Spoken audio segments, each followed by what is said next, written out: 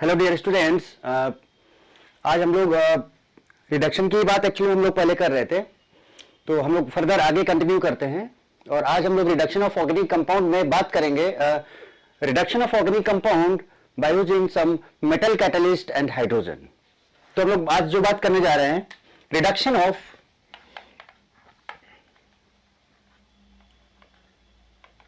Of organic compound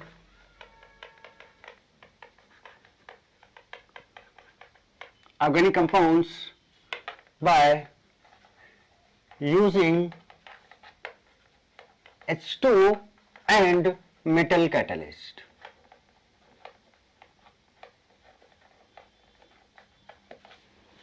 By using hydrogen and metal catalyst. अब इसमें से कौन कौन से ऑर्गेनिक कंपाउंड्स के रिडक्शन की हम लोग बात करेंगे, किसको किसको ये H2 and metal catalyst reduce कर पाएगा, उन सब का मैं वीकेएसटी बताऊंगा और हर एक चीज का मैकेनिज्म के थ्रू बहुत सारे एग्जांपल्स का प्रैक्टिस करेंगे। तो इससे रिलेटेड जितने भी क्वेश्चंस होंगे वो सारे के सारे आज की क्लास में आपके कवर होने वाले हैं, पूरे के पूरे 100% बन जाने वाले हैं। ठीक है, तो ध्यान देना है, बहुत अच्छे से सिंसियरली वीडियो को देखना है, एक एक लाइन का मतलब सही से समझना है और बहुत अच्छे से करना है। ठीक है, तो अब जैसे कि हम लोग यहां पर बात बेटा करने जा रहे हैं H2 मेटल कैटलिस्ट की, है ना। तो अब पहले तो थोड़ा सा बात करते हैं कि जो मेटल कैटलिस्ट हम जनरली क्या क्या यूज कर सकते हैं, कौन कौन से मेटल कैटलिस्ट यहां पर यूज होंगे, इनका क्या फंक्शन होगा, कैसे कैसे क्या होगा, ईच एंड एवरीथिंग जितना भी है वो सब मैं बहुत डिटेल में आपको डिस्कस करूंगा। तो होता क्या है, एक तो हम इसमें हाइड्रोजन लेते हैं, प्लस इसके साथ जो मेटल कैटलिस्ट आएगा, मेटल कैटलिस्ट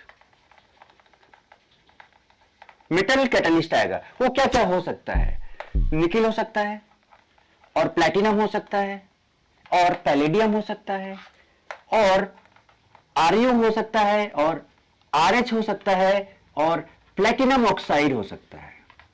ये जो प्लैटिनम ऑक्साइड है इसका बेसिकली नाम भी है, this is also called Adams catalyst. Platinum oxide को हम लोग क्या बोलते हैं यहां पर, Adams catalyst, and plus certain amount of heat. ये कंप्लीट सिस्टम हम यूज करेंगे for the reduction of organic compounds. और कौन कौन से ऑर्गेनिक कंपाउंड को हम रिड्यूस कर सकते हैं, किसको नहीं कर सकते हैं, वो सब हम लोग डिटेल में बात करेंगे, है ना। बट तो पहले तो हमें ये चीज यहां पर ये क्लियर कर लेना कि हमें बेसिकली जो बात हम इसकी कर रहे हैं वो क्या क्या हो सकता है वो हमें पहले पता होना चाहिए। तो इसमें क्या क्या हो सकता है बेटा, मेटल कैटलिस्ट में निकिल हो सकता है, प्लैटिनम हो सकता है, पैलेडियम हो सकता है, रोडियम हो सकता है, आरएच हो सकता है, प्लैटिनम ऑक्साइड हो सकता है, जिसका स्पेसिफिक नेम क्या है, एडम्स कैटलिस्ट। बट जनरली हम जो यूज करते हैं वो हम लोग क्या करते हैं, H2 प्लस मेटल कैटलिस्ट में यूज इनमें से कोई सभी किया जा सकता है, बट जनरली हम लोग जो यूज करते हैं वो क्या होता है, निकल और प्लैटिनम और पैलेडियम और प्लैटिनम ऑक्साइड, एडम्स कैटलिस्ट। इनमें से भी हम जनरली इन तीन की बात ज्यादातर करते हैं। अब हम इन तीन की बात अगर करें, निकिल की, प्लैटिनम की और पैलेडियम की, तो अगर आपसे बोला जाए कि भाई सबसे बेस्ट कौन है इन तीनों में, तो मैं बोलूंगा कि जो पैलेडियम है दैट इज बेस्ट। प्लैटिनम भी अच्छा है but this is more costly, ये काफी महंगा होता है, काफी कॉस्टली होता है, इसलिए हम प्लैटिनम को थोड़ा सा कम यूज कर पाते हैं, बहुत महंगा होता है ये। तो और ये जो है पैलेडियम बेस्ट है क्योंकि ये अपने स्मॉल अमाउंट में ही काम कर देता है, इसका हमें स्मॉल अमाउंट ही रिक्वायर्ड होता है, small amount of palladium is required. But जब निकल की बात करते हैं तो इसका huge amount is required.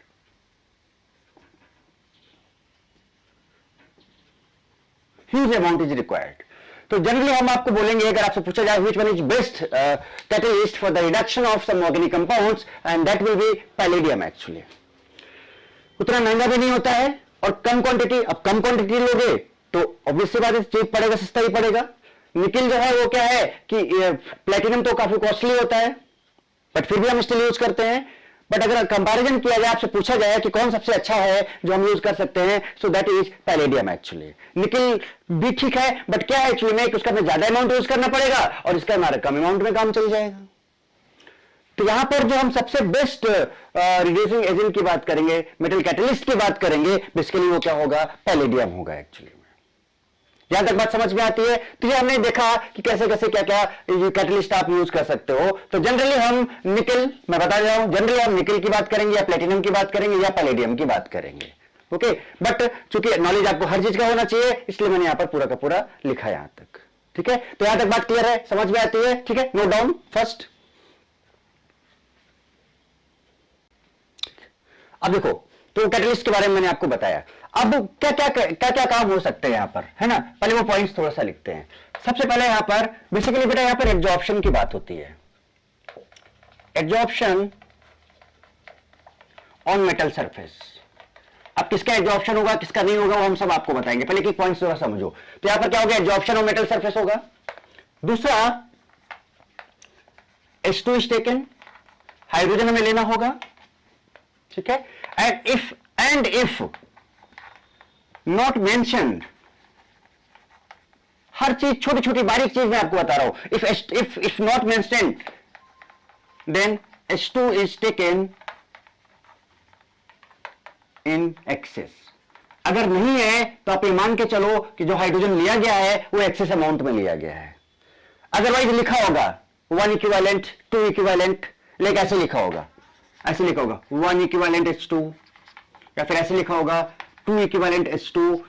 And अगर ऐसा मेंशन नहीं है, if this is not mentioned, if this is not mentioned, then assume H2 is in excess amount. Excess amount. तो अगर मेंशन नहीं है तो हम ये मान के चलेंगे कि H2 किस में है, एक्सेस अमाउंट में। So first point is absorption on metal surface. दूसरा, हाइड्रोजन लेंगे और हाइड्रोजन का अगर अमाउंट दिया हुआ है कि 1 इक्विवेलेंट या 2 इक्विवेलेंट है तो ठीक है, और अगर नहीं दिया हुआ है तो हम उसको क्या मान के चलेंगे कि वो कौन से अमाउंट में है, एक्सेस अमाउंट में दिया हुआ है। ठीक है, नेक्स्ट पॉइंट, यहां पर जो एब्जॉर्प्शन होता है जनरली, वो उस एब्जॉर्प्शन को बोलते हैं केम एब्जॉर्प्शन। केम एब्जॉर्प्शन का मतलब कि absorption with chemical bond formation. Absorption with, या आपको सरफेस केमिस्ट्री में केमिकल फिजिकल केमिस्ट्री में पढ़ाया जाता है, absorption with equivalent to chemical bond formation.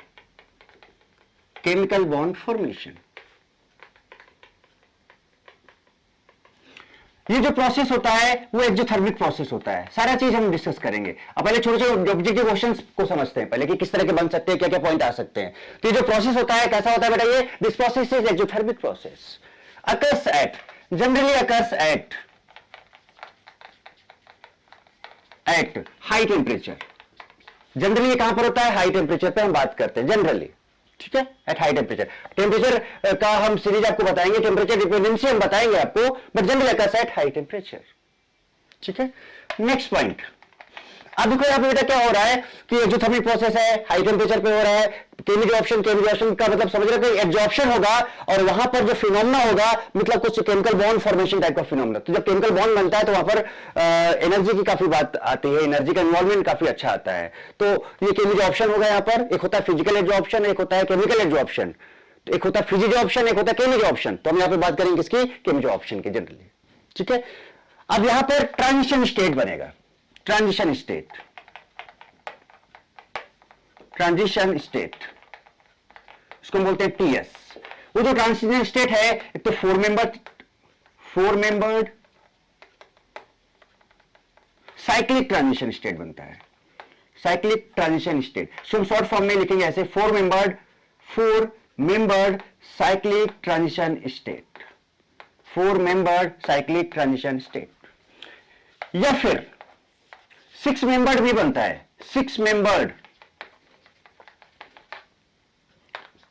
Cyclic, 4 member बनेगा या फिर क्या बनेगा, 6 member cyclic transition state. Means इसको क्या लिखो, 6 मेंबर साइक्लिक ट्रांजिशन स्टेट। कुछ राइट, ये कुछ पॉइंट्स है, पहले ये समझो आप, उसका डिटेल मैकेनिज्म में डिस्कस करूंगा। ठीक है, so don't worry at all. आप step by step, one by one हर चीज को समझते चले जाओ। अभी 4 मेंबर क्या होगा, 6 मेंबर क्या होगा, वो सब क्लियर होगा। यहां पर जो नेक्स्ट पॉइंट है वो क्या है कि जो एडिशन ऑफ H2 होगा, एडिशन ऑफ हाइड्रोजन और यहां पर बेटा ड्यूटेरियम भी हो सकता है, isotopes of hydrogen, isotope of hydrogen वो भी हो सकता है। Is always syn addition. जो भी हाइड्रोजन ड्यूटेरियम का यहां पर एडिशन होगा वो हमेशा कैसा होगा, सिन एडिशन होगा। सिन एडिशन मतलब एक ही साइड से होगा, एक ही साइड से। स्टीरियोकेमिस्ट्री भी हम इन्वॉल्व करके हर चीज डिटेल में आपको बताएंगे यहां पर, तो एक ही साइड से होगा। That addition is called syn addition. तो यहां पर इस चीज पर ध्यान रखना है कि एडिशन हमेशा कौन सा होगा, सिन एडिशन होगा। और चूंकि सिन एडिशन की बात आ रही है यहां पर, तो स्टीरियोकेमिस्ट्री तो इन्वॉल्व होना ही होना है, बहुत अच्छे से इन्वॉल्व करके मैं वो सारी चीजें आपको डिस्कस करूंगा। तो अभी तो मैंने आपको कुछ मैकेनिज्म नहीं बताया, कुछ पॉइंट्स बताए हैं, और उन पॉइंट्स को हम अभी वन बाय वन सारे पॉइंट्स को हम क्लियर करेंगे एक्चुअली में यहां पर, ठीक है। तो यहां पर जो ट्रांजिशन स्टेट की बात आई थी एक्चुअली में, यहीं पर मैं आपको बताना चाहता हूं यहां पर। तो यहां पर क्या होगा, simultaneously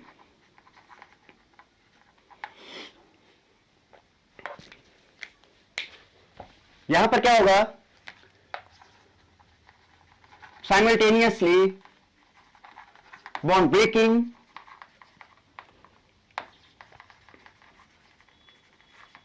and bond making, making में बोलूंगा, फॉर्मिंग नहीं बोल रहा हूं, bond making takes place.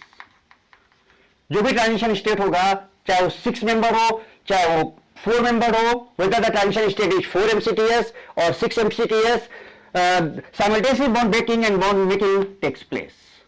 Means हम ये कह सकते हैं शॉर्ट फॉर्म में यहां पर ऐसे कि साइमल्टेनियसली बॉन्ड ब्रेकिंग को हम यहां पर बीबी बोलेंगे, ध्यान रखना आगे यूज करेंगे हम लोग, और बॉन्ड मेकिंग को हम लोग यहां पर बीएम बोलेंगे। तो ऐसा बोल सकते हैं कि simultaneously BB and BM takes place। तो साइमल्टेनियसली यहां बॉन्ड बनता भी जाएगा, बॉन्ड टूटता भी जाएगा, और एक ट्रांजिशन स्टेट बनेगा। कैसे बनेगा, क्या बनेगा, अभी मैं आपको मैकेनिज्म समझाता हूं यहां पर, ठीक है। पहले पॉइंट्स कुछ समझ लो ध्यान से। नेक्स्ट पॉइंट जो है वो क्या है, देखो कि जो भी मेटल कैटलिस्ट है, मेटल कैटलिस्ट, ठीक है, if graphite is added with metal catalyst,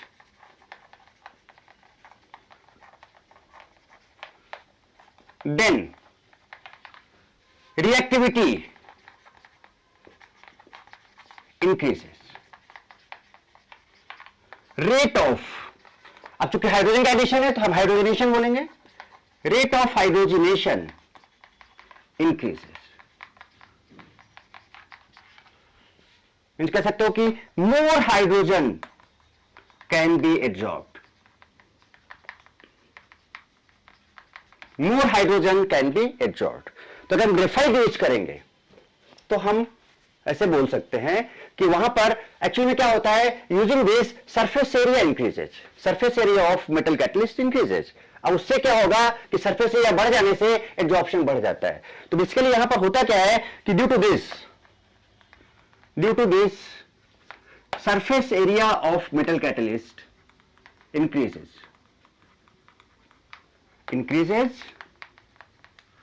and surface area बढ़ेगा तो ज्यादा सरफेस होगा तो ज्यादा एब्जॉर्प्शन के चांसेस होंगे। So due to this surface area of metal catalyst increases and rate of absorption increases, right. दूसरा, अगर यहीं पर हम ध्यान रखना, तो जब आपने बेटा यहां पर क्या किया कि ग्रेफाइट मिलाया, तो जब ग्रेफाइट मिला रहा है एक्चुअली में, तो ग्रेफाइट क्या कर रहा है कि जो ग्रेफाइट है वो मेटल कैटलिस्ट के सरफेस एरिया को बढ़ा दे रहा है, पाउडर फॉर्म हो सकता है ये, या पॉलिश्ड बोल सकते हैं हम लोग इसको, तो इसे बढ़ा दे रहा है। और अगर हम तो सरफेस एरिया बढ़ जाएगा तो रिएक्टिविटी भी क्या होगा, बढ़ जाएगा, रेट ऑफ हाइड्रोजनेशन भी क्या होगा, बढ़ जाएगा। ओके, अब यहां पर हम लोग ये कह सकते हैं, आप देखो, तो आपके एक तो ये कौन सा पॉइंट, ये आपका 7th पॉइंट हो गया, 8th पॉइंट हो गया, सारे पॉइंट्स को क्लियर रखना है एकदम अच्छे से, बहुत अच्छे से, जरा सा भी गड़बड़ नहीं होना चाहिए। तो अब ये सारे पॉइंट्स, अब इसके बाद क्या है कि इफ मेटल कैटलिस्ट की भी बात कर रहा हूं मैं यहां पर, if metal catalyst is polished with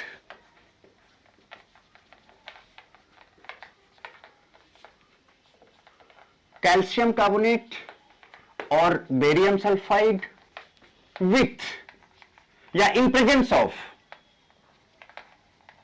ये सारे पॉइंट्स अभी समझ लो आप, in presence of sulphur asset and isoquinoline, isoquinoline, इसको हम शॉर्ट फॉर्म में आईक्यू बोलेंगे, आइसोक्विनोलिन, मतलब इसको ऐसे कह सकते हैं एसेट एंड आईक्यू, आइसोक्विनोलिन। और आइसोक्विनोलिन का जो फॉर्मूला होता है बेटा वो कुछ ये होता है, हर चीज देखो, ऐसा भी कोई बात हवा में नहीं होगी, this is the formula of isoquinoline.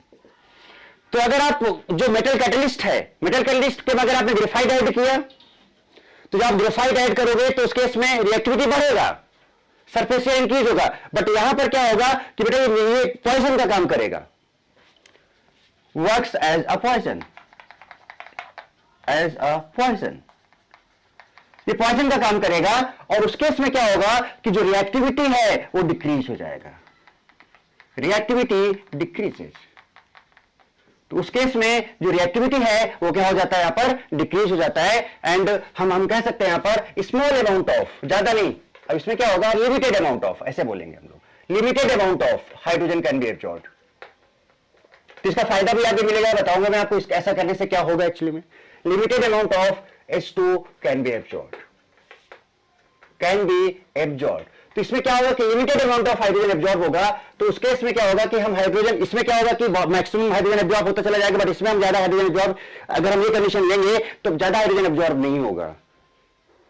तो इस चीज का हम फायदा भी उठाएंगे, इसका नुकसान भी तो फायदा भी है, हर चीज के फायदे नुकसान होते हैं, तो वो चीज हम वहीं पे देखेंगे एक्चुअली में।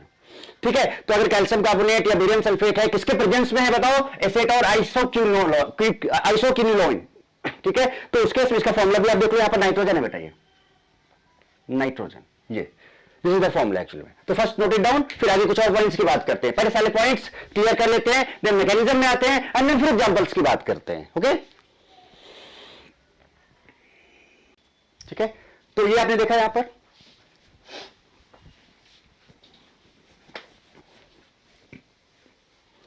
तो जनरली देखो बेटा हम लोग कैसे लिखते हैं, ऐसे लिखते हैं H2, ध्यान देना H2 और फिर ऐसे स्लाइस करके निकल हीट, या ऐसे लिखा होता है H2 निकल हीट, या फिर क्या H2 प्लेटिनम हीट, या फिर H2 पैलेडियम हीट। रिप्रेजेंटेशन भी समझो। अब मान लो हमें रिएक्टिविटी और तेज करनी है, तो हम ऐसे भी तो लिख सकते हैं ना H2 निकल कार्बन एंड हीट। तो अगर ऐसा लिखा है तो आपको घबराना नहीं है, अगर ऐसा लिखा है तो आपको घबराना नहीं है, ध्यान रखना। या फिर ऐसे हो सकता है H2 पैलेडियम कार्बन हीट, तो अगर ऐसा लिखा है तो आपको घबराना नहीं है, function of both are same, function of both are same. और कार्बन हम इसलिए डाल रहे हैं, ग्रेफाइट हम इसलिए डाल रहे हैं, भाई ग्रेफाइट का मतलब हम किसकी बात कर रहे हैं यहां पर, कहां ग्रेफाइट, ये है ग्रेफाइट, ग्रेफाइट मतलब हम कार्बन की तो बात कर रहे हैं ना। तो कार्बन ऐड करने से क्या हो रहा है कि सरफेस एरिया बढ़ जा रहा है और रिएक्टिविटी बढ़ जा रहा है, भाई रिएक्शन और जल्दी कंप्लीट हो जाएगा। तो रिएक्शन ए भी कंप्लीट कराएगा, रिएक्शन ए भी कंप्लीट कराएगा, यहां से जल्दी होगा बस। तो दोनों का फंक्शन सेम है, कोई डिफरेंस नहीं है, ध्यान रखना। बस फायदे से ये मिलेगा कि हम रिएक्शन को, रिएक्टिविटी बढ़ा सकते हैं, रिएक्शन को जल्दी करा सकते हैं, फास्टर रिएक्शन को करा सकते हैं। तो अगर ऐसा लिखा है तब भी ठीक है, और ऐसा लिखा है तो भी आपको घबराने की जरूरत नहीं करिए, कार्बन क्या कहां से आ गया, इसका क्या करें, लगता कोई और फंक्शन होगा, पता नहीं क्या होगा क्या नहीं होगा, मतलब हालत खराब। अरे नहीं, कुछ नहीं, ऐसे लिखा है अगर तो घबराने की जरूरत नहीं है बिल्कुल भी। This is works both, these both are actually, both function of both are exactly same, difference is only the reactivity actually. बात क्लियर। अब हम लोग यहां पर कुछ बेटा नेक्स्ट पॉइंट की, तो यहां पे जो आप मेटल कैटलिस्ट ले रहे हो, जो यहां पर मेटल कैटलिस्ट एक्चुअली में ले रहे हो, पता हो क्या कर रहा है एक्चुअली में, है ना। नेक्स्ट पॉइंट कौन सा था देख लेना आप। जो आप मेटल कैटलिस्ट ले रहे हो एक्चुअली में, आप मेटल कैटलिस्ट, तो बेसिकली वो क्या कर रहा है, इट प्रोवाइड्स प्लेटफॉर्म, ये प्लेटफॉर्म प्रोवाइड कर रहा है। और वो प्लेटफॉर्म बेसिकली क्या है, सरफेस उसका। तो ये क्या है, जो मेटल कैटलिस्ट है, it provides platform, surface for absorption और for reaction to occur. तो रिएक्शन होने के लिए एक जगह दे रहा है, स्पेस दे रहा है एक्चुअली में.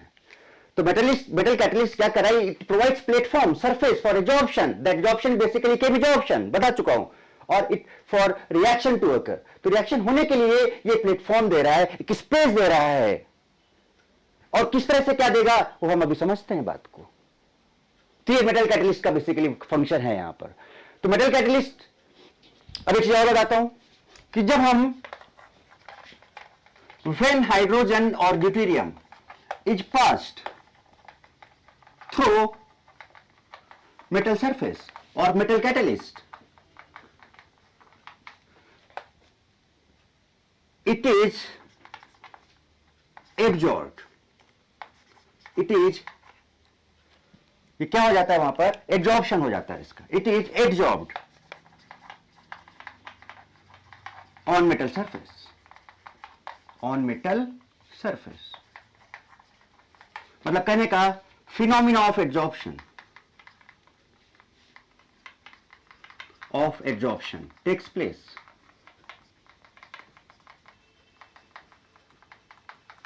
Phenomena of absorption takes place. समझाता हूं.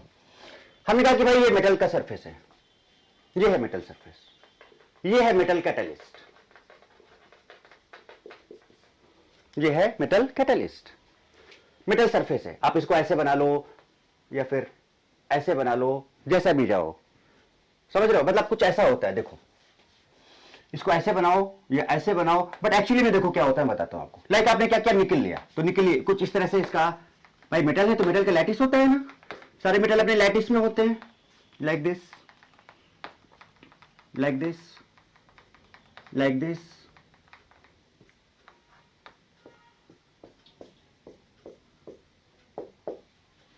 ओके. तो आप यहां पे क्या देख रहे हो कि ये जो वैलेंसीज आप देख रहे हो ये सब क्या है बेटा? ये इसको आप ऐसे शो करो या ऐसे शो करो, बट एक्चुअल ये होता है. ये दिस इज एक्चुअल सिनेरियो. ये जो free, this is free valencies. Free valencies. और ये फ्री वैलेंसीज जो है वो ओके बेटा. तो अब देखो यहां पे क्या होगा कि ये हाइड्रोजन ने यहां से पास किया. ठीक है. तो अब ये जो हाइड्रोजन हम यहां से पास करेंगे तो आप देख रहे हो कि यहां पर फ्री वैलेंसीज हैं. अब हाइड्रोजन कैसा होता है बेटा? कुछ ऐसे होगा लाइक HH. अब ये इधर जाएगा, तो जब इधर गया, सपोज यहां पहुंचा ये कुछ इस तरह से, तो फ्री वैलेंसीज है. इसको अट्रैक्ट करेगा, एब्जॉर्प्शन फिनोमिना स्टार्ट होगा. ये इसको एब्जॉर्ब, तो अब क्या होगा कि इसके बीच में कुछ इस तरह का, इस तरह से ये एब्जॉर्ब होने लगेगा एक्चुअली. तो अब आप देख रहे हैं यहां पर ये जो हाइड्रोजन है उसका यहां पर ये जो फ्री वैलेंसीज है या जो इसका सरफेस था मेटल का वो कुछ इस तरह से, ये जो मेटल सरफेस है इसको इसी पार्ट को मैं पता कैसे शो कर रहा हूं, ध्यान देना, कुछ इस तरह से शो कर रहा हूं. तो इतना बड़ा ना दिखा के हम सीधे ऐसे दिखा सकते हैं, नहीं दिखा सकते हैं? ध्यान से देख लो आप. इतना बड़ा ना बना के कुछ हम इस तरह से इसको शो कर सकते हैं कि नहीं कर सकते, आप खुद चेक कर सकते हो यहां से. ठीक है. तो जब ये बन जाएगा इस तरह से, तो आप देखो यहां पर हाइड्रोजन क्या हो गया बेटा? एब्जॉर्ब हो गया एक्चुअली में. और जब ये हाइड्रोजन एब्जॉर्ब होगा तो उसके बाद फिर हम आगे की बात कर सकते हैं. तो यहां पर this is absorption of hydrogen actually.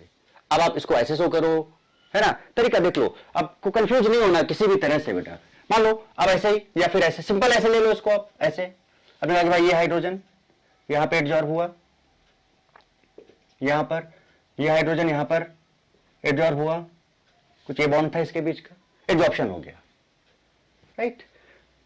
कुछ ऐसे भी कह सकते हो आप इसको कि मान लो पाउडर फॉर्म में था भाई, इस तरह से ये पड़ा हुआ है मेटल सरफेस. राइट. ये है मेटल पाउडर फॉर्म में है सपोज, कोई नहीं पाउडर फॉर्म में कैसा भी हो. अब यहां से आपने हाइड्रोजन को पास किया, हाइड्रोजन गया यहां पर, फिर से वही ये HH जाएगा ऐसे, और यहां पर बेटा क्या होगा? ये इसका एब्जॉर्प्शन हो जाएगा. सो बेसिकली क्या कर रहा है? प्लेटफॉर्म प्रोवाइड कर रहा है. This is providing a platform for absorption to occur. और जब एब्जॉर्प्शन की बात यहां पर आ जाएगी तो उसके बाद फिर क्या होगा आप अभी देख लोगे खुद कि किस तरह से हम आगे की बात कर रहे हैं. तो जरा देखो इसी फिनोमिना को हम लोग समझते हैं जरा सा सही से और डिटेल में.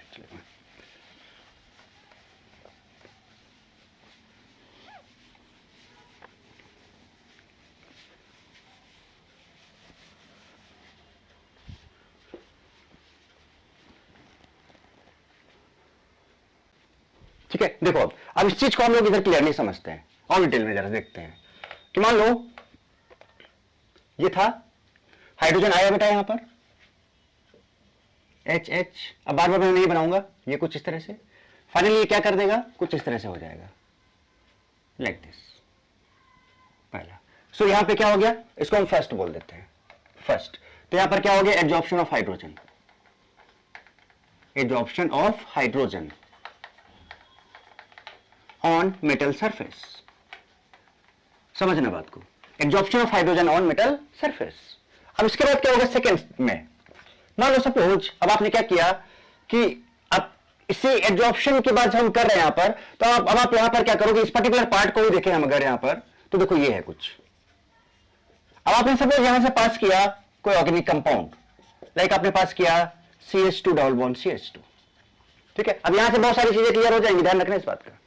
ये पास किया तो उस केस में क्या होगा कि एक ट्रांजिशन स्टेट बनेगा। अब ट्रांजिशन स्टेट कैसे बनेगा जरा देखना, हाइड्रोजन इधर जाना चाहेगा, राइट, हाइड्रोजन इधर जाना चाहेगा, ये बॉन्ड टूटना चाहेगा, है ना। तो एक्चुअली में क्या होगा, इसको हम यहां पर ना दिखा के सीधे सीधे हम आपको दिखाते हैं यहां पर आगे क्या होगा। तब यहां पे ट्रांजिशन स्टेट आएगा, एक क्या आएगा, ट्रांजिशन स्टेट। देखा मेरा ट्रांजिशन स्टेट क्या आएगा, कुछ ये है, यहां पर हाइड्रोजन, यहां पर है हाइड्रोजन, ठीक है।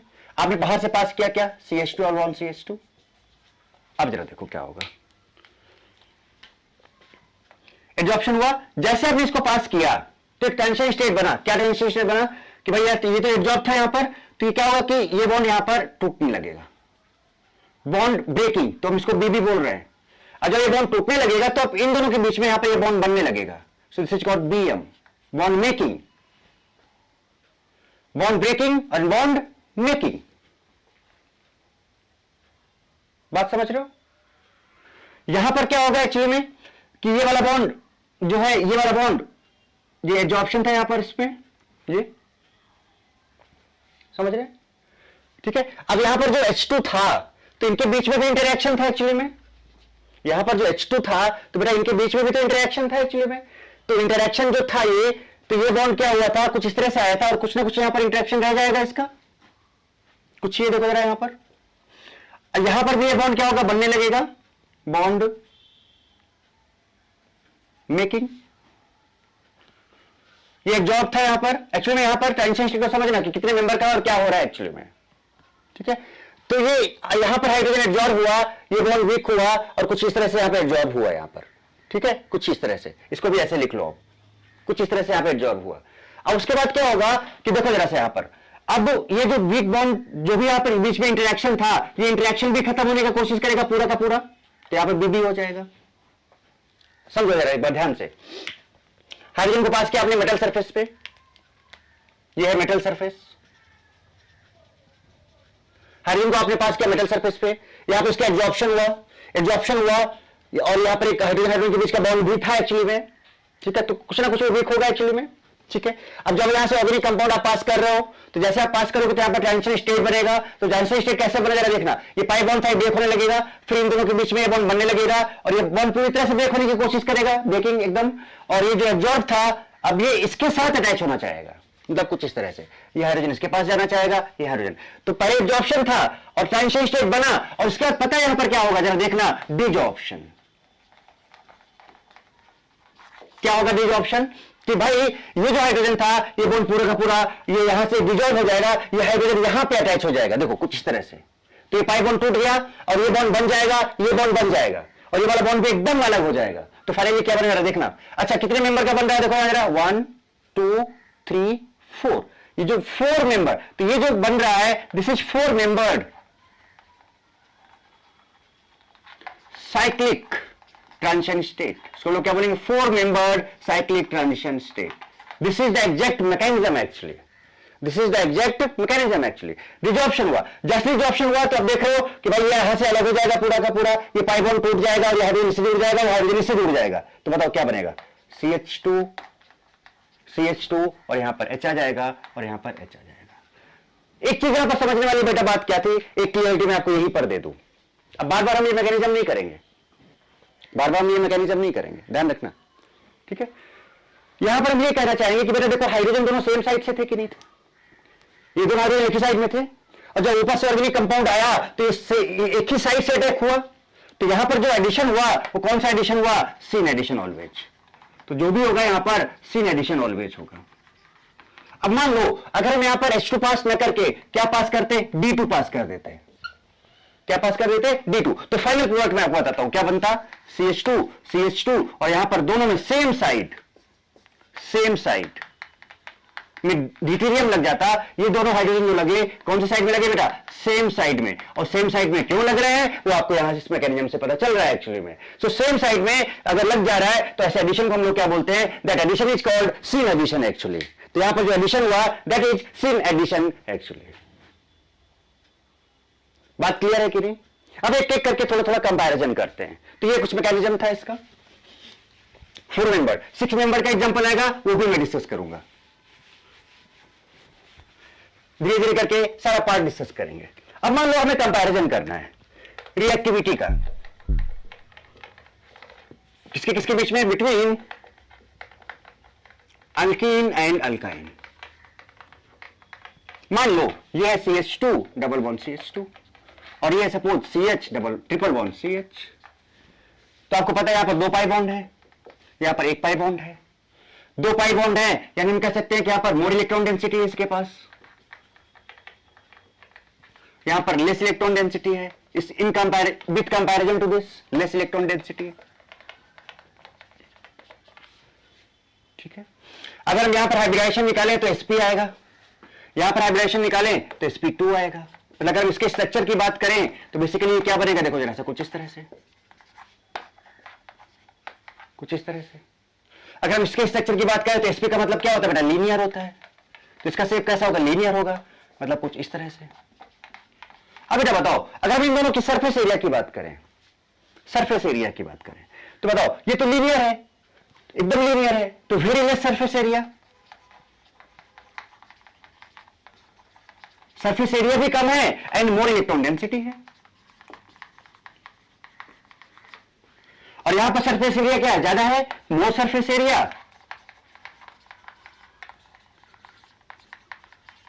और इसके कंपैरिजन में लेस इलेक्ट्रॉन डेंसिटी। अब जरा बताओ अगर हम इलेक्ट्रॉन डेंसिटी के बेसिस पे बात करें तो जो बेटा मेटल था, सुनना अभी जो मैकेनिज्म बताया था, तो जो मेटल था एक्चुअली में, मेटल के पास क्या थे, वैकेंट डी ऑर्बिटल थे। अब जिसके पास इलेक्ट्रॉन ज्यादा होंगे, इलेक्ट्रॉन डेंसिटी ज्यादा होगी, वो क्या होगा बेटा, जल्दी से वहां पर जाके एब्जॉर्प्शन करेगा। तो यहां पर तो मोर इलेक्ट्रॉन डेंसिटी है, मैं अल्कीन और अल्काइन की बात कर रहा हूं, बाकी मैं सारे फैक्टर्स डिस्कस करूंगा अभी। तो यहां पर क्या है, लेस इलेक्ट्रॉन डेंसिटी, यहां पर मोर इलेक्ट्रॉन डेंसिटी, ज्यादा इलेक्ट्रॉन डेंसिटी है। तो यहां पर जो भी यहां पर मेटल के जो वैकेंट ऑर्बिटल्स थे वहां पर जाकर वो बॉन्ड बनाने की कोशिश करेगा, एब्जॉर्प्शन करने की कोशिश करेगा। तो मोर एब्जॉर्प्शन के चांसेस इसके होंगे।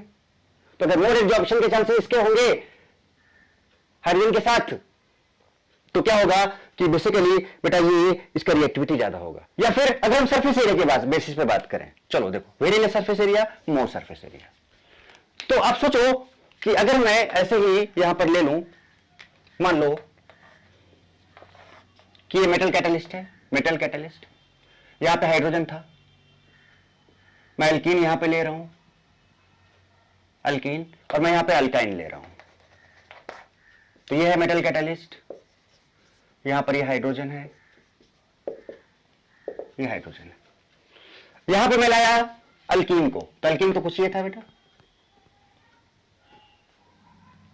HH double bond C H है ना, ये अल्कीन।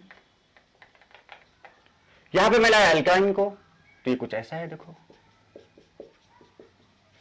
अब आप खुद बताओ अगर यहां पे क्राउडिंग ज्यादा है, मोर सरफेस एरिया है, तो अगर ये मोर सरफेस एरिया है तो इसको इंटरेक्ट देखो, अब अगर ये बड़ा सा ग्रुप आएगा तो ये अगर ज्यादा सरफेस ज्यादा सराउंडेड है अगर यहां पर ये, और ये देखो सिंपल सा लीनियर है एक्चुअली में, तो अगर ये लीनियर है तो इसका एब्जॉर्प्शन तो आसानी से हो जाएगा ना यहां पर, और इसका सरफेस एरिया बढ़ गया अगर, तो देखो ना बीच का स्पेस कम हो गया ना यहां पर, तो इसके एब्जॉर्प्शन के चांसेस क्या होंगे, कम हो जाएंगे एक्चुअली। तो यहां पर क्या होगा, in case of alkene more absorption, more chances of absorption, और ये इसके साथ बॉन्ड बनाने के चांसेस ज्यादा हैं, इसके साथ बॉन्ड बनाने के चांसेस कम है एक्चुअली में। तो इसका मतलब क्राउडिंग बढ़ने से, सरफेस एरिया बढ़ने से रिएक्शन होने के चांसेस क्या होंगे, कम हो जाएंगे, रिएक्टिविटी क्या हो जाएगी, कम हो जाएगी एक्चुअली में। तो इसका मतलब ये होगा लेस रिएक्टिव, और ये जो होगा ये क्या होगा, more reactive, this will be more reactive. यानी कि अगर हम इन दोनों की बात करें कि जो अल्कीन और अल्काइन है उनमें दोनों में रिएक्टिविटी की बात करें तो हम सीधे सीधे बोल सकते हैं कि रिएक्टिविटी ऑर्डर जो होगा, रिएक्टिविटी ऑर्डर बेसिकली किसका ज्यादा होगा, अल्काइन जो होगा that will be more reactive than alkene. Reason is due to less surface area, due to less surface area, due to less surface area. Okay, अब और समझते हैं जरा एक चीज, ये तो अल्कीन और अल्काइन के बीच में कंपैरिजन आ गया। अब comparison between alkenes, comparison between alkenes, comparison between alkenes. अब अल्कीन्स के बीच में अगर हम कंपैरिजन करें, जरा देखो, ऐसे नॉर्मल ले लेते हैं, 3 एग्जांपल लेते हैं। ठीक, पहला मैंने लिया, यहां पे हाइड्रोजन लगा हुआ है, यहां पर हाइड्रोजन है, यहां पर हाइड्रोजन है, कुछ है। ठीक, इसमें मैंने डाला CH2 L1 CH2 को पास किया, यहां पे मैंने पास किया CH3CH double bond CH2।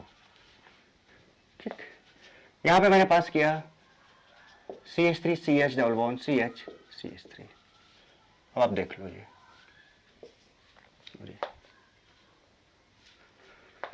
No doubt यहां भी इंटरेक्शन होगा, यहां इंटरेक्शन होगा, यहां इंटरेक्शन होगा। बेटा आप ये खुद बताओ मुझे, अगर मैं इसको A बोल दूं, इसको मैं B बोल दूं और इसको मैं C बोल दूं, which one is more reactive? किसमें चांसेस ज्यादा है रिएक्ट करने के? साफ साफ आप देख रहे हो कि यहां पर बहुत कम सरफेस एरिया है, very less surface area, very less surface area, much more surface area, much more surface area. और बेटा यहां पर क्या है, मोर सरफेस एरिया, इंटरमीडिएट दोनों के बीच का, ऐसे कह सकते हो, मैं सब चीज समझ जाऊंगा। तो जब सरफेस एरिया बढ़ जा रहा है तो इसके देखो बेटा यहां पे इंटरेक्ट करने के चांसेस कम हो जाएंगे ना, यहां पे सरफेस एरिया सबसे कम है, आसानी से आके इंटरेक्ट कर जाएगा, आसानी से आके इसके पास, भाई छोटा है आराम से घुस जाएगा, यहां पर बड़ा है यहां नहीं पहुंच पाएगा उतना आसानी से। तो मोर सरफेस एरिया होने से इसके यहां पे आने के चांसेस कम है, तो रिएक्टिविटी भी, तो इसके साथ हाइड्रोजन के बॉन्ड बनाने के चांसेस भी कम है, सो रिएक्टिविटी भी कम हो जाएगा। तो अगर इसको एबीसी के फॉर्म में बात करें तो इसको हम कह सकते हैं कि रिएक्टिविटी ऑर्डर जो होना चाहिए वो सबसे ज्यादा रिएक्टिव ये होना चाहिए, फिर ये होना चाहिए, फिर ये होना चाहिए। यानी कि अगर हम रिएक्टिविटी लिखें, रिएक्टिविटी, तो क्या हम बोल सकते हैं it's inversely proportional to surface area,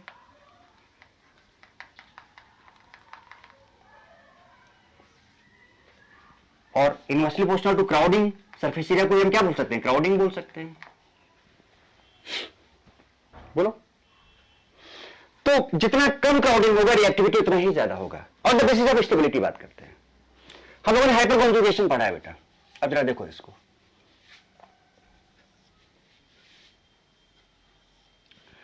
ये फंक्शनल ग्रुप है, इसके रिस्पेक्ट में अगर हम बात करें इस कार्बन की तो ये अल्फा कार्बन है और ये अल्फा हाइड्रोजन है। अब फंक्शन ग्रुप से directly attached carbon alpha carbon, तो बेटा ये अल्फा हाइड्रोजन। सिमिलरली अब ये पूरा का पूरा फंक्शनल ग्रुप है, सो उससे directly attached carbon is alpha carbon, तो उससे attached hydrogen is alpha hydrogen. अब ये जो फंक्शनल ग्रुप से मतलब इससे बाहर कहीं निकला हुआ कार्बन लगा हुआ है, बाहर कहीं भी कार्बन नहीं लगा हुआ है, इस फंक्शनल ग्रुप से निकला हुआ एक कार्बन था डायरेक्टली जो अटैच था वो अल्फा कार्बन था, इस पूरे फंक्शनल ग्रुप से दो तरफ डायरेक्टली अटैच कार्बन है तो 2 अल्फा कार्बन है। तो इसके पास टोटल अल्फा हाइड्रोजन कितने काउंट करो, यहां पर 3, यहां पर 3, this is having 6 alpha hydrogen. अब इसके पास this is having 3 alpha hydrogen and it is having 0 alpha hydrogen. और हमें पता है कि हमने पहले ही बात की है कि according to hyper conjugation more the alpha hydrogen more the stability of alkene, more the stability of alkene. तो अगर हम स्टेबिलिटी की बात करें, यहां पे लिख रहा हूं, अगर हम स्टेबिलिटी की बात करें तो स्टेबिलिटी सबसे ज्यादा किसका होगा, स्टेबिलिटी की बात करें सबसे ज्यादा स्टेबिलिटी इसका होगा क्योंकि इसके पास 6 अल्फा हाइड्रोजन है, सबसे कम स्टेबल ये होगा। तो स्टेबिलिटी ऑर्डर क्या होना चाहिए, CH2 डबल बॉन्ड CH2 सबसे कम इसका, फिर CH3 CH double bond CH2 and then stability के ऑर्डर की बात करें हम अगर, तो सबसे कम CH2 और 1 CH2, उससे थोड़ा सा ज्यादा क्या होगा फिर CH3 CH double bond CH2 and then C3 CH double bond CH CH3। Okay, ये स्टेबिलिटी ऑर्डर है। कौन सा ऑर्डर है? स्टेबिलिटी। अच्छा मुझे एक चीज बताओ, अगर ये ज्यादा स्टेबल है तो ये अपने पाई बॉन्ड को क्यों तोड़ना चाहेगा और यहां पे ये क्यों जोड़ना चाहेगा? समझना, सुनना क्या लॉजिक है इसके पीछे। बेटा देखो, मैं हर पार्ट को बहुत क्लियरली समझा रहा हूं आपको, सो अच्छे से समझने की कोशिश करो कि मैं क्या कहना चाह रहा हूं। बहुत क्लियरली, बहुत इंटरेस्टिंग चीज है, बहुत मजेदार चीज है ये, बहुत अच्छे अच्छे क्वेश्चंस करेंगे, मजा आ जाएगा एकदम। बट उसके पहले जितने बेसिक क्राइटेरियाज हैं वो सब चीजें तो एकदम क्लियर होनी चाहिए ना, तो चीजों को समझो पहले अच्छे से, ठीक है। तो अगर हम स्टेबिलिटी की बात करें तो बेटा ये स्टेबिलिटी ऑर्डर हो गया एक्चुअली में। अब अगर ये ज्यादा स्टेबल है तो भाई अपने पाई बॉन्ड को क्यों तोड़ना चाहेगा, यहां पर क्यों जुड़ना चाहेगा एक्चुअली में? तो अगर स्टेबिलिटी ऑर्डर ये है तो बेटा अगर ये ज्यादा स्टेबल है तो रिएक्ट करने के चांसेस क्या होंगे? कम होंगे, क्योंकि ज्यादा स्टेबल है तो वो अपने आप को रिएक्ट नहीं कराना चाहेगा, वैसे ही रहना चाहेगा। सो अगर स्टेबिलिटी ज्यादा है तो रिएक्टिविटी कम हो जाएगी। सो अगर इसकी रिएक्टिविटी की बात करें, रिएक्टिविटी ऑर्डर की, तो कौन सबसे ज्यादा रिएक्टिव होगा? ये तो सबसे ज्यादा स्टेबल है तो इसकी रिएक्टिविटी सबसे कम हो गई, तो रिएक्टिविटी ऑर्डर क्या होगा? सबसे ज्यादा CH2 और 1 CH2, देन फिर CH3 CH double bond CH2, और लीस्ट रिएक्टिव जो होगा वो CH3 CH double bond CH CH3 होगा। This is least reactive, this is reactivity order and this is stability order. तो स्टेबिलिटी का रिएक्टिविटी और रिएक्टिविटी में क्या रिलेशन है? इनवर्स रिलेशन है। तो बताओ बेटा, ये जो है इसके पास 0 अल्फा हाइड्रोजन है, तो ये क्या हो जाएगा बताओ बेटा? Most reactive on the basis of stability. यानी कि रिएक्टिविटी और स्टेबिलिटी में क्या रिलेशन है? Inverse relation. हमें पहले से ही पता है। स्टेबिलिटी इस तरह से हम चेक कर सकते हैं कि कौन कम ज्यादा स्टेबल है, कौन ज्यादा कम स्टेबल है। तो इस तरह से अल्कीन्स के बीच में भी हम कंपैरिजन कर सकते हैं, और हम अल्काइन और अल्कीन के बीच में भी कंपैरिजन कर सकते हैं। तो कभी भी अगर अल्कीन और अल्काइन में एक पाई बॉन्ड तोड़ने की बात आएगी तो आप दोनों में से किसका पाई बॉन्ड तोड़ना चाहोगे? जो ज्यादा रिएक्टिव होगा। तो अल्काइन और अल्कीन में कौन ज्यादा रिएक्टिव है? अल्काइन ज्यादा रिएक्टिव है towards absorption, metal catalyst actually. तो अल्काइन का पाई बॉन्ड टूटेगा, ये हमेशा ध्यान रखना। क्लियर है बात? चलो इसको नोट करो, फिर एग्जांपल्स की बात करते हैं कुछ। ओके, अब कुछ एग्जांपल्स लिए जाएं, फटाफट बताना, ठीक है। आपको क्या करना है? रिएक्टिविटी ऑर्डर लिखना है। रिएक्टिविटी ऑर्डर, पहला एग्जांपल वही CH2 double bond CH2 A B CH3 CH double bond CH CH3, second, third CH3 C CH3 double bond C CH3 CH3। ये चाहो तो आप अल्फा हाइड्रोजन चेक कर लो और चाहो तो आप क्राउडिंग देख लो। तो क्राउडिंग बेटा आपको देखते हैं सबसे ज्यादा कहां पे? यहां पर आप देख लो, बड़े बड़े बल्क ग्रुप्स लगे हुए हैं। मोल क्राउडिंग यहां पर 2 है और यहां पर 1 भी नहीं है। तो जहां पे क्राउडिंग ज्यादा होगा उसका रिएक्टिविटी कम होगा। अगर स्टेबिलिटी की बात कर लो तो देखो ये alpha carbon alpha carbon alpha carbon alpha carbon, इसके पास कितने हैं? 6 9 12 अल्फा कार्बन है इसके पास। इसके पास अब आपको क्या करना है कि फंक्शन को बंद करके चेक करना है। इसको बंद कर दिया, इसके पास कितने हैं? 6 अल्फा हाइड्रोजन है, इसके पास 0 अल्फा हाइड्रोजन है। तो अब देखो कि ये सबसे ज्यादा स्टेबल है, तो स्टेबिलिटी और रिएक्टिविटी में क्या रिलेशन था? इनवर्स रिलेशन था। तो अगर ये सबसे ज्यादा स्टेबल है तो रिएक्टिविटी सबसे कम होगा। या फिर क्राउडिंग, सबसे ज्यादा क्राउडिंग यहां पर है तो रिएक्टिविटी सबसे कम हो जाएगी। लीस्ट क्राउडिंग यहां पर है, लीस्ट क्राउडिंग। अभी तो मैं लिख रहा हूं, फिर मैं डायरेक्ट बात करूंगा। लीस्ट क्राउडिंग और यहां पर सबसे ज्यादा क्राउडिंग, तो जहां पर क्राउडिंग कम है उसका रिएक्टिविटी सबसे ज्यादा होगा। सो ऑर्डर क्या होना चाहिए? A B C। बात क्लियर? ठीक है। अब जैसे कि सपोज हमने कहा कि हमारे पास ये एग्जांपल है, ठीक है, ये और एक इधर है। ओके, हमने कहा कि यहां पर हमने डाल दिया H2 निकल हीट, और जो ये H2 है दिस इज 1 इक्विवेलेंट। 1 इक्विवेलेंट। तो अब यहां पर दो है, अब एक ही इक्विवेलेंट आप यूज कर रहे हो, मतलब ये किसी एक पाई बॉन्ड को ही ब्रेक कर पाएगा।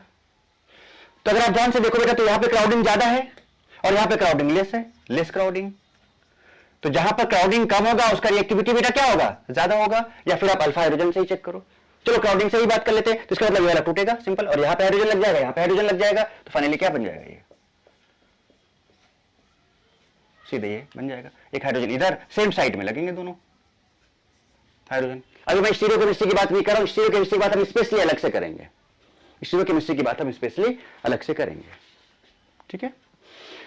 अब मैंने आपको ये भी बताया था बेटा कि प्रोसेस जो होता है, दिस प्रोसेस, जो अभी जिस प्रोसेस की हम बात कर रहे हैं, इज एक्सोथर्मिक। थोड़ा इस बात को भी समझ लेते हैं पहले। This process is exothermic actually. How this is exothermic? हम समझ रखो, जब कभी भी हम रिएक्टेंट और प्रोडक्ट की बात करते हैं,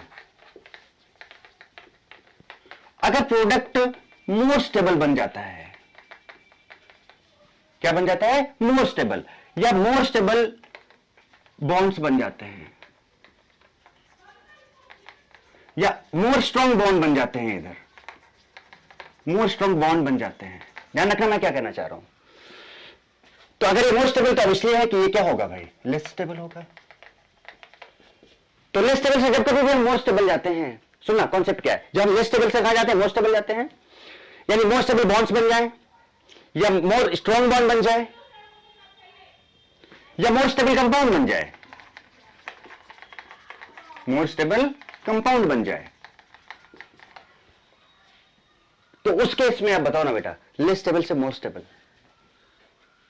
और ज्यादा स्टेबल बना, स्टेबिलिटी और एनर्जी में क्या रिलेशन होता है, सुनना, स्टेबिलिटी और एनर्जी में क्या रिलेशन होता है, stability is inversely proportional to energy. तो जब आप लेस स्टेबल से मोर स्टेबल जा रहे हो, तो स्टेबिलिटी बढ़ रहा है, और अगर स्टेबिलिटी बढ़ रहा है तो दोनों में कैसा रिलेशन, इनवर्स रिलेशन है। तो स्टेबिलिटी बढ़ेगा तो एनर्जी घटेगा।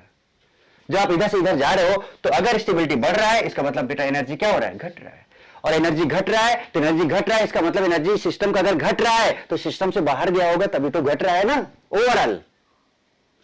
वैसे तो मीट करते हैं, बट फाइनल अगर हम एक्चुअल बात करें, तो ओवरऑल जो एनर्जी है वो क्या हो रहा है, मोर स्टेबल हो जा रहा है। और मोर स्टेबल का मतलब स्टेबिलिटी बढ़ रहा है जब आप रिएक्टेंट से प्रोडक्ट की तरफ जा रहे हो, और जब स्टेबिलिटी बढ़ रहा है तो इसका मतलब एनर्जी क्या हो रहा होगा, सिस्टम का घट रहा होगा। एनर्जी घटने का मतलब एनर्जी सिस्टम से निकल गया होगा। मीन्स हम कह सकते हैं एनर्जी इज रिलीज्ड।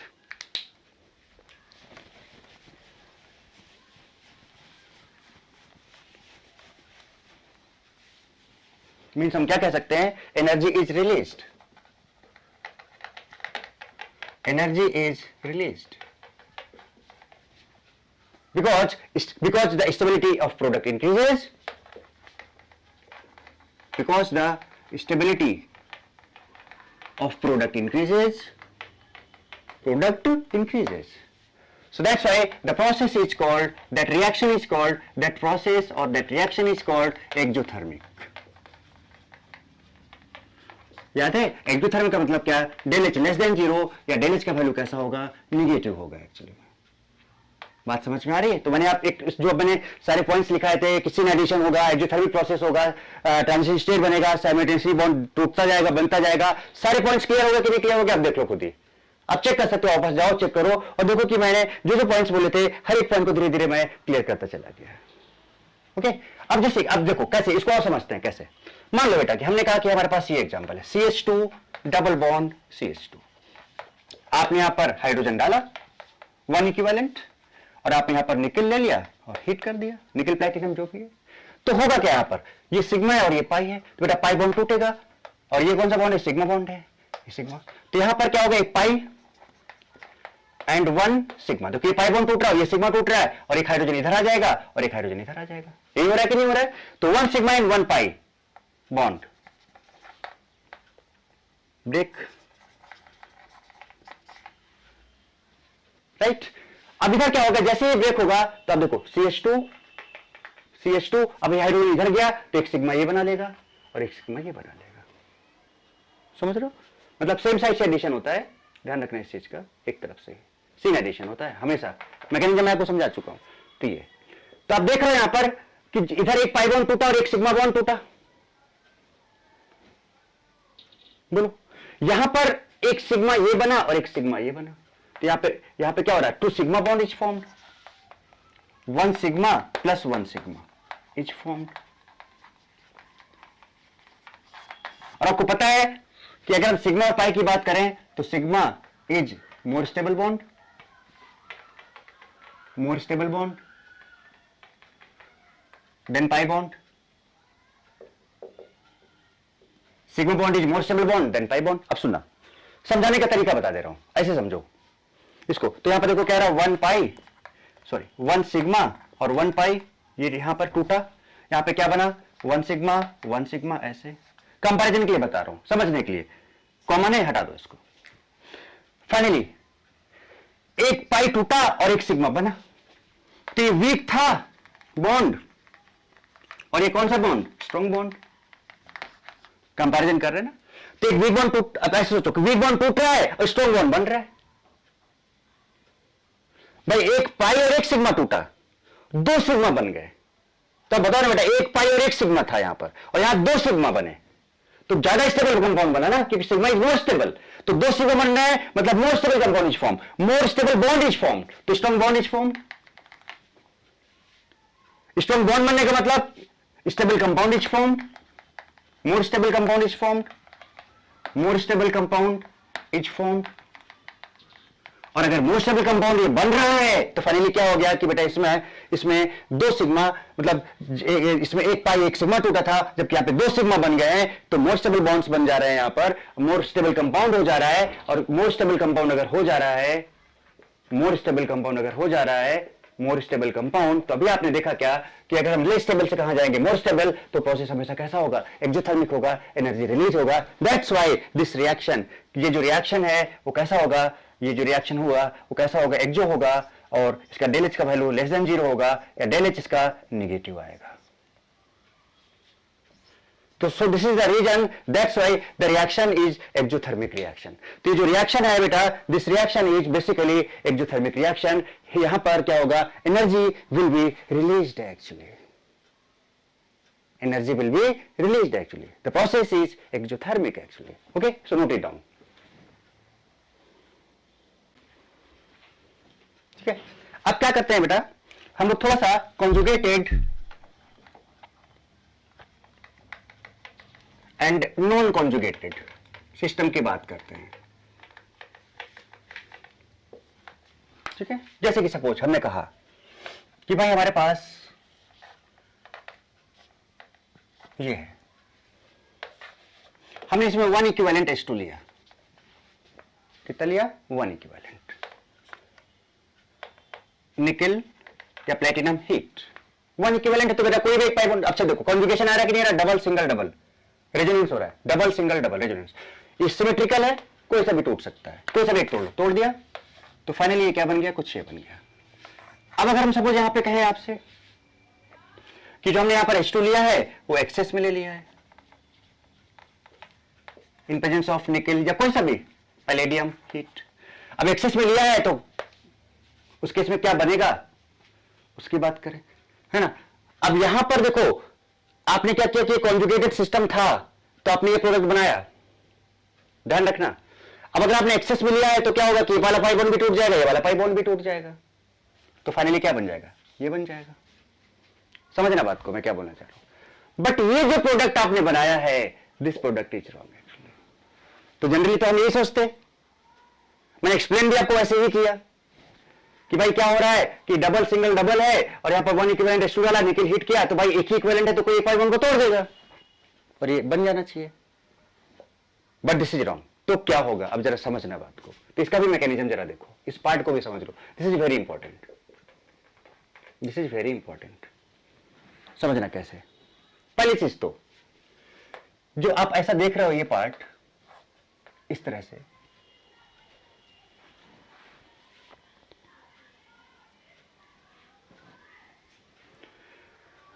आपको देखो बेटा क्या लग रहा है कि यहां पर जो हाइड्रोजन होगा, यहां पर भी हाइड्रोजन होगा, कुछ इस टाइप का पार्ट आपको जो नजर आ रहा है, ये सिंगल बॉन्ड है। ये क्या है? This is single bond. तो free rotation is possible, free rotation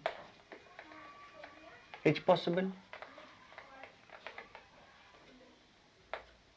It's possible. Free rotation is possible.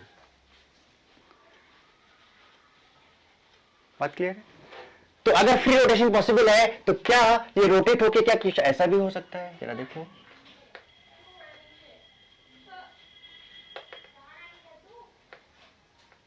समझना बात को, कुछ ऐसा भी बन सकता है। क्लियर? अब जब ये बना तो देखो रेजोनेंस हो रहा है कि नहीं हो रहा। और रेजोनेंस में क्या होता है बेटा कि डबल सिंगल डबल रेजोनेंस अगर हो रहा है तो इसका मतलब क्या कि यहां पर इलेक्ट्रॉन डेंसिटी पूरा यहां से यहां तक जाएगा, इलेक्ट्रॉन डेंसिटी पूरा यहां से यहां तक होगा। सुनना, तो अगर इसका रेजोनेंस हो रहा है, सुनना, रेजोनेटिंग स्ट्रक्चर, तो क्या होगा एक्चुअली में? इलेक्ट्रॉन डेंसिटी ऐसे होगा अगर इसका हाइब्रिड स्ट्रक्चर बने, double single double single double. Clear? यहां से यहां तक, ठीक है। तो इन दोनों के बीच का जो ये था पाई बॉन्ड, कुछ इस तरह से इलेक्ट्रॉन डेंसिटी यहां से यहां तक है एक्चुअली में। अब आपने क्या किया, यहां पर हाइड्रोजन ले आए, देखना जरा सा। तो जैसे आप हाइड्रोजन लाओगे तो बेटा ट्रांजिशन स्टेट आएगा कि नहीं आएगा एक। अब वो ट्रांजिशन स्टेट समझना क्या होगा, समझना बेटा बात को, हम क्या बनना चाह रहे हैं। ये हाइड्रोजन, ये हाइड्रोजन और ये इलेक्ट्रॉन डेंसिटी। तो अब जरा देखना क्या होगा कि यहां पर एक बॉन्ड बनने लगेगा कुछ इस तरह से। ध्यान दो अब जरा सा, तो देखो सुनना, ये बॉन्ड इलेक्ट्रॉन की वजह से यहां पे बॉन्ड बनने लगेगा तो बीएम हुआ। ये पाई बॉन्ड था यहां पर, ये टूटने लगेगा, बीबी होगा। सुनना, यहां पर इन दोनों के बीच में बॉन्ड बनने लगेगा, ये बीएम होगा।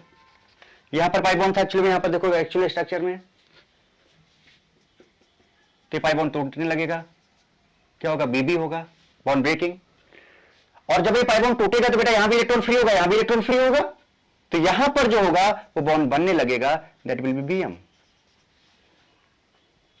समझो बात को क्या हो रहा है, इन दोनों के बीच में बॉन्ड बन रहा है, ये बॉन्ड बनता जाएगा, ये वाला पाई बॉन्ड देखो यहां से देखो, ये तो हाइब्रिड स्ट्रक्चर है ना, तो ये वाला क्या होगा कि ये बॉन्ड यहां से हाइड्रोजन के साथ बॉन्ड बनाने लगेगा।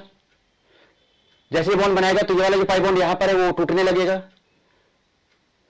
ये हाइड्रोजन के साथ बॉन्ड बनाएगा तो ये वाला पाई ये बॉन्ड बनने लगेगा, और ये वाला जो पाई बॉन्ड वो टूटने लगेगा। तो इलेक्ट्रॉन यहां भी फ्री हुआ, इलेक्ट्रॉन यहां भी फ्री हुआ, इलेक्ट्रॉन यहां भी फ्री हुआ, इलेक्ट्रॉन यहां भी फ्री हुआ, तो इन दोनों के बीच में बॉन्ड क्या होगा, बनने लगेगा, तो बॉन्ड बनने लगा। तो देखो जरा सा, bond making, bond breaking, bond making, bond breaking, bond making, और इनके बीच का भी इंटरेक्शन खत्म होगा, and that will be bond breaking.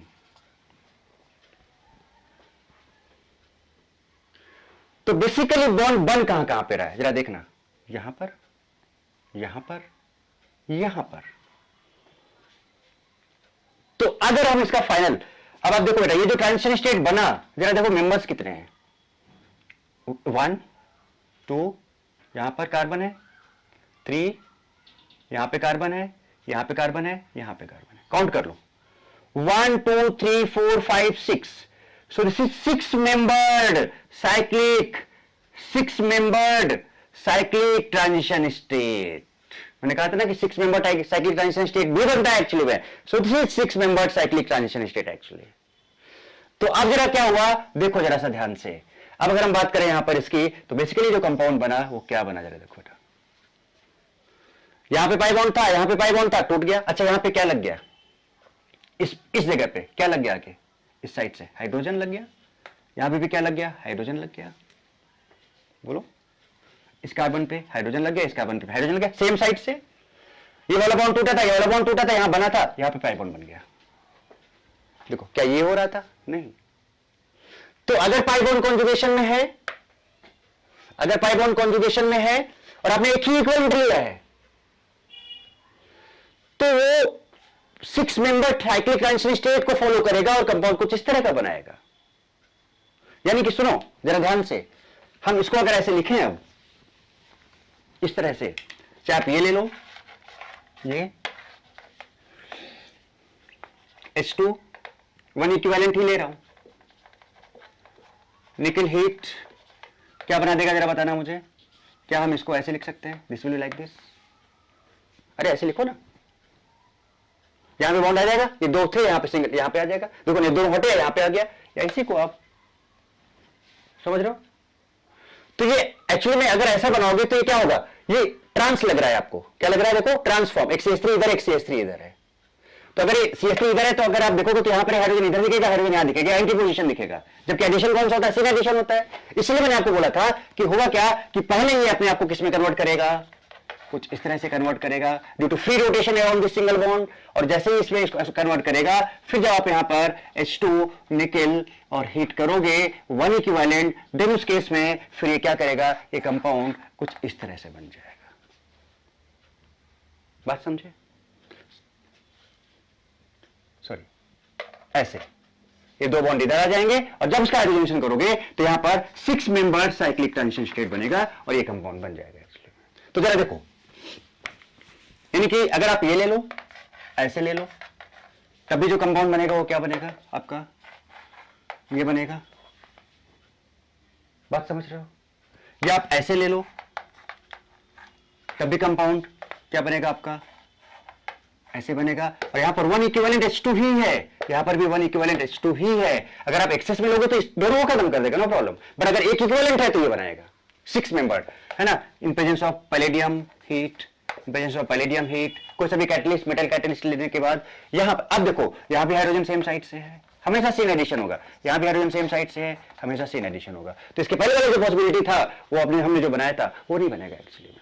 जहां पे फ्री रोटेशन, अगर कंपाउंड अगर ट्रांसफॉर्म भी है अगर, और फ्री रोटेशन अगर पॉसिबल है बेटा, तो पहले फ्री रोटेट होके वो एक साइड में आएगा, देन हाइड्रोजन वहां पे ऐड होगा, क्योंकि हाइड्रोजन को एक ही साइड से ऐड होना है। मैकेनिज्म आप पूरा का पूरा देख चुके हो एक्चुअली में। तो कुछ इस तरह से बनेगा, बात क्लियर है। अब जरा देखो, मान लो कि सपोज बेटा ऐसा एग्जांपल आता है आपके सामने, देखना जरा सा, हम बोलते हैं कि यहां पर डबल और ये आता, और हम बोलते हैं यहां पर 1 equivalent H2 in presence of palladium heat. तो यहां पे तो कॉन्जुगेशन है, डबल सिंगल डबल, बोलो डबल सिंगल डबल सिंगल, और इसको ऐसे कर लो, ऐसे ले लो, तो डबल सिंगल डबल, ये तो कॉन्जुगेशन में आ गया, ये तो कॉन्जुगेशन में आ गया डबल। अब ये डबल है यहां तक, फिर सिंगल सिंगल हो गया, यानी कि ये जो पाइप, ये दोनों पाइप ऑन कॉन्जुगेशन में, but this is non conjugated.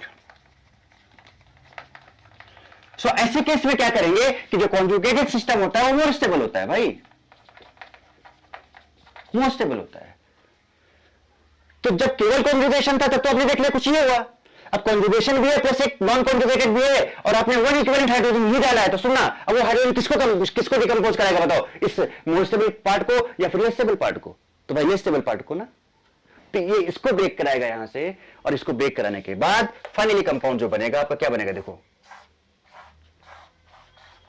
ये और कुछ ये पाई बॉन्ड टूट जाएगा, और यहां पर सेम साइड से हाइड्रोजन अटैच हो जाएगा। बात क्लियर है, देखो ये ठीक है, फिर ये आया, यस, ये फिर ये, यस, कुछ इस तरह से। अब मान लो सपोज आपके पास, तो अब देखो आपको बेटा ये भी क्लियर हो गया कि 6 मेंबर कैसे बनेगा, आपको भी क्लियर हो गया। अब मान लो सपोज बेटा आपके पास कुछ इस तरह का होता है, CH2 और 1CH, C triple bond CH, और यहां पर आप डाल देते 1 equivalent H2 in presence of निकल हीट। तो ये है डबल बॉन्ड और ये है ट्रिपल बॉन्ड, और आपको पता है कि triple bond is more reactive. Double और ट्रिपल में अभी हमने बात किया था कि triple bond is more reactive, तो बताओ इसका पाई बॉन्ड टूटेगा, इसका पाई बॉन्ड टूटेगा, यस इसका पाई बॉन्ड टूटेगा, because this is more reactive and only 1 equivalent of hydrogen is used. So this becomes CH2 CH, और यहां पर एक हाइड्रोजन इधर इधर आ जाएगा इस हाइड्रोजन से, तो क्या बन जाएगा, ये हो जाएगा आपका CH, और यहां पर डबल बॉन्ड और ये बन जाएगा CH2।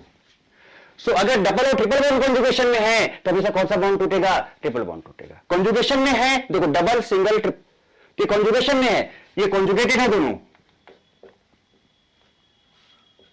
कॉन्जुगेटेड है, ध्यान रखना, नॉन कॉन्जुगेटेड है तब भी, नॉन कॉन्जुगेटेड अगर है सपोज, मान लो ऐसा होता है CH2 double bond CH, CH2 C triple bond CH, मान लो ये केस होता है, और यहां पे आप डालते पैलेडियम, हीट और H2, वन इक्विवेलेंट।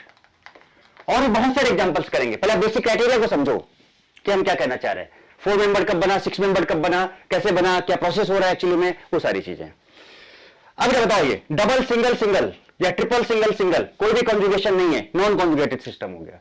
तो whether the triple bond is in conjugation और in with non conjugated system, हमेशा ट्रिपल बॉन्ड ही मोर रिएक्टिव होगा। तो ये यहां पर अभी भी ट्रिपल बॉन्ड क्या है, मोर रिएक्टिव है भाई, ट्रिपल बॉन्ड तो मोर रिएक्टिव होता है ना भाई, तो उस केस में भी इसी का ट्रिपल बॉन्ड ब्रेक होगा, इसी का पाई बॉन्ड ब्रेक होगा, वन इक्विवेलेंट अगर है तो फाइनली जो कंपाउंड बनाएगा CH2CH, CH2, उसके बाद यहां पर हाइड्रोजन एक आएगा तो CH हो जाएगा, एक पाई बॉन्ड टूट गया तो दो बॉन्ड बचे, और यहां पर CH से एक हाइड्रोजन आएगा तो CH2 बनाएगा। This will be the product actually. तो कॉन्जुगेटेड, नॉन कॉन्जुगेटेड में कैसे कैसे क्या क्या करना है, ये सारे एग्जांपल्स और भी बहुत सारे एग्जांपल्स हम लोग करेंगे, ठीक है, नोट इट डाउन फर्स्ट बेटा। आई थिंक होपफुली कि जो जो मैं आपको समझाता जा रहा हूं, मैं कंफर्म बता दे रहा हूं कि ये जो मेटल कैटलिस्ट की हम बात जो कर रहे हैं विथ हाइड्रोजन, एक सिंगल केस नहीं छोड़ूंगा, आप स्टेप बाय स्टेप एक एक केस को डिटेल में देखते चले जाओ, बहुत एंजॉय करोगे। एक सिंगल क्वेश्चन आप इसका नहीं छूटने वाला, गारंटीड मैं बता रहा हूं, क्योंकि मैं एक सिंगल केस छोड़ने वाला ही नहीं हूं। अभी मैं आपको वीकेएसटी भी बताने जा रहा हूं कि आप मेटल कैटलिस्ट और हाइड्रोजन के साथ कौन कौन से कंपाउंड्स को रिड्यूस करा सकते हो एक्चुअली में। अभी तो हम जनरली अभी तो हम सिंपल किसकी बात कर रहे हैं, तो अल्कीन की बात कर रहे हैं या फिर हम अल्काइन की बात कर रहे हैं, या तो हम अल्कीन की बात कर रहे हैं या फिर हम किसकी बात कर रहे हैं, अल्काइन की बात कर रहे हैं। अरे भाई और भी अनसैचुरेटेड कंपाउंड्स हैं जिनको ये करने वाला है, और भी कंपाउंड्स हैं जिनको ये करने वाला है एक्चुअली में रिड्यूस, तो हम उनकी बात भी करेंगे एक्चुअली में, राइट। तो कुछ इस तरह से ये काम हुआ यहां पे, बात क्लियर है। तो note it down first, okay. तो अब नेक्स्ट पार्ट ये है कि हमने अभी बेटा अल्कीन की बात की, अल्काइन की बात की, उनके रिएक्शंस की बात की, कॉन्जुगेशन में है तो क्या होगा। तो अगर कॉन्जुगेशन में डबल बॉन्ड है, डबल बॉन्ड कॉन्जुगेशन में है और उसमें कोई और non conjugated double bond present नहीं है, तो 6 MCTS बनेगा, 6 मेंबर साइक्लिक ट्रांजिशन स्टेट बनेगा। कॉन्जुगेटेड डबल बॉन्ड है प्लस एक ऐसा डबल बॉन्ड और भी है या फिर उससे कुछ और जो नॉन कॉन्जुगेटेड है, तो वाला टूट जाएगा, because conjugated is more stable. Alkyne और अल्काइन में अल्काइन मोर रिएक्टिव है, तो मान लो डबल और ट्रिपल बॉन्ड कॉन्जुगेशन में है तो ट्रिपल बॉन्ड वाला पाई बॉन्ड टूटेगा अगर एक इक्विवेलेंट आप ले रहे हो। तो वो सारी चीजें, रिएक्टिविटी कहां पे ज्यादा होगी, जहां पर लेस स्टेरिक हिंड्रेंस होगा। तो ये सब हम लोगों ने बात किया बेसिकली किसकी, अल्कीन एंड अल्काइन की। अब टाइम आ गया कि हम पूरे ऑर्गेनिक कंपाउंड्स को कवर करें। तो मैंने पहले बोला था कि स्टार्टिंग से लास्ट तक आपको जाना है और तब आपको चीजें और भी अच्छे से क्लियर होंगी। सुना हो, the time is to discuss VKST. तो हम बात करने जा रहे हैं वीकेएसटी की बात। अब वीकेएसटी मतलब क्या कि वो कंपाउंड जो H2 और मेटल कैटलिस्ट के साथ रिएक्ट करेंगे उनकी बात करने जा रहे हैं, जो उनके साथ क्या करेंगे, जिनका उनके साथ क्या होगा, रिएक्शन होगा, उनकी बात करने जा रहे हैं। एंड सेंटेंस क्या है जरा देखो, सेंटेंस इज अलानी, अलानी की, अलानी समझ रहे हो, अलानी की बहन जी, बहन जी साइकिल से आई। पढ़ी द सेंटेंस, अलानी की बहन जी साइकिल से आई। अब ध्यान दे जाओ, अब अलानी में जो एल है बेटा, एल में देखो क्या क्या हो सकता है, एल में देखो क्या क्या हो सकता है। एल से पहला number, first alkene, R C H double bond CH2, देखो एल आ रहा है यहां पे। सेकेंड नंबर अल्काइन, देखो यहां एल आ रहा है, बात क्लियर है, R C triple bond CH। Third number L से ही बात करें, aldehyde, aldehyde RCH double bond O। And fourth number is alkyl halide and that is RX, alkyl halide RX। ये हो गया AL का काम, अलानी में से AL हो गया ये। अब यहां पे देखो बेटा A आ रहा है, A, ये जो A आ रहा है, ये जो A है, this is basically acid chloride, acid chloride. And that is R C double bond O C L, acid chloride के साथ रिएक्ट करेगा। मींस मेटल कैटलिस्ट और हाइड्रोजन अल्कीन के साथ रिएक्ट करेगा, अल्काइन के साथ रिएक्ट करेगा, अल्डिहाइड के साथ रिएक्ट करेगा, अल्काइल हैलाइड के साथ रिएक्ट करेगा, एसिड क्लोराइड के साथ रिएक्ट करेगा, और फिर से आ गया NI. So NI means nitro, nitro. And what is nitro? RNO2। अब इन सबका एक एक रिएक्शन फटाफट तेजी से मैं आपको करवाऊंगा। की मींस कीटोन, पूरा की मींस क्या हो जाएगा? Ketone. What is the formula of ketone? R C double bond O, R और R डैश। और यहां पर जो I है बेसिकली ये I, this I means isocyanide. बस एक बार प्रैक्टिस करो, होल लाइफ याद रखो। आइसोसाइनाइड RNC, और इसी I से इमाइन, इमाइन क्या होगा? RNH double bond CH2।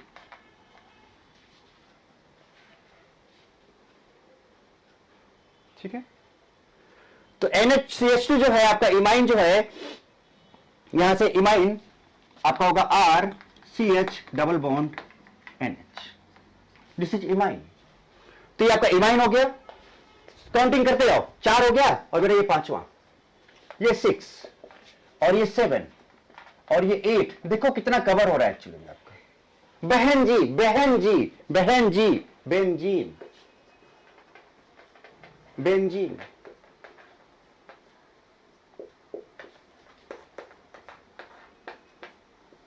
Benzene. Cycle, तो साइकिल में देखो साइनाइड, साइकिल में क्या आ गया? साइनाइड। अच्छा 8 हो गया, और बेटा ये 9 हो गया साइनाइड, ये 10 हो गया साइनाइड, RCN साइनाइड। और साइकिल, पूरा का पूरा साइकिल अगर हम ले लें तो cyclic compound, cyclic compound. Cyclic compound में कौन सा? ओनली, देखो मैं क्या लिख रहा हूं, ओनली 3 and 4 मेंबर्ड, सिर्फ इसका होगा। अगर 5 मेंबर है, रिएक्शन हम बाद में दिखाएंगे, तो उसका नहीं होगा, और अगर 6 मेंबर है तो उसका भी नहीं होगा। Only 3 and 4 member cyclic compounds का भी कैटालाइटिक हाइड्रोजनेशन होता है। बेसिकली क्या बोलते हैं इसको हम लोग? Catalytic hydrogenation. ये तो बस फालतू में कहानी बनाने के लिए। तो क्या है बताओ? तो टोटल अगर आप देखो तो 9, 10, 11 कंपाउंड्स आपके टोटल कवर हो गए यहां पे, सिर्फ विद कैटालिस्ट। और इसी को बेसिकली हम इसी प्रोसेस को हम लोग क्या बोलते हैं? Catalytic hydrogenation, catalytic hydrogenation, simple, catalytic hydrogenation. तो ये इन सबको क्या करता है? एक्चुअली में रिड्यूस करता है, इन सबके साथ ये रिडक्शन कराता है।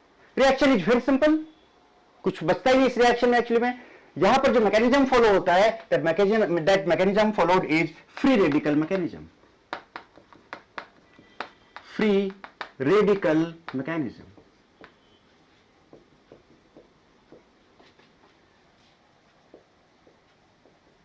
Mechanism followed is free radical mechanism. तो जो मैकेनिज्म फॉलो होगा वो कौन सा होगा? Free radical mechanism. अब एक एक करके इनके एक एक रिएक्शंस दिखाते हैं। ठीक है बेटा, क्लियर एकदम यहां से यहां तक पूरा अच्छे से? अब इनके एक एक रिएक्शंस, तो आगे के पार्ट हटाता हूं, एक एक करके। पहले अलानी को कंप्लीट करते हैं, पहले अलानी को कंप्लीट करते हैं, फिर किसके साथ नहीं करेगा वही बताऊंगा आपको अभी। इनके साथ तो करना ही करना है, ठीक है। फिर इसके बाद टेम्परेचर डिपेंडेंसी क्या है उसकी बात भी करेंगे, ठीक है। तो जैसे कि पहला first R CH double bond CH2 हमने ले लिया यहां पर H2 को मैं सीधे HH लिख रहा हूं बेटा, और यहां पर हमने लिया palladium heat. Free radical mechanism है, ये से टूट जाएगा, ब्रेक हो जाएगा। यहां पर फ्री रेडिकल मैकेनिज्म है, ये से टूट जाएगा। अब क्या होगा? इसका एक हाइड्रोजन इधर ऐड हो जाएगा और दूसरा हाइड्रोजन यहां पे ऐड हो जाएगा। क्या बनाएगा जरा देखो, आगे मैं सीधे लिखूंगा, ठीक है। तो एक हाइड्रोजन यहां पे आया, एक हाइड्रोजन यहां पे आया, तो R इस CH से क्या हो जाएगा बेटा? CH2 और CH3।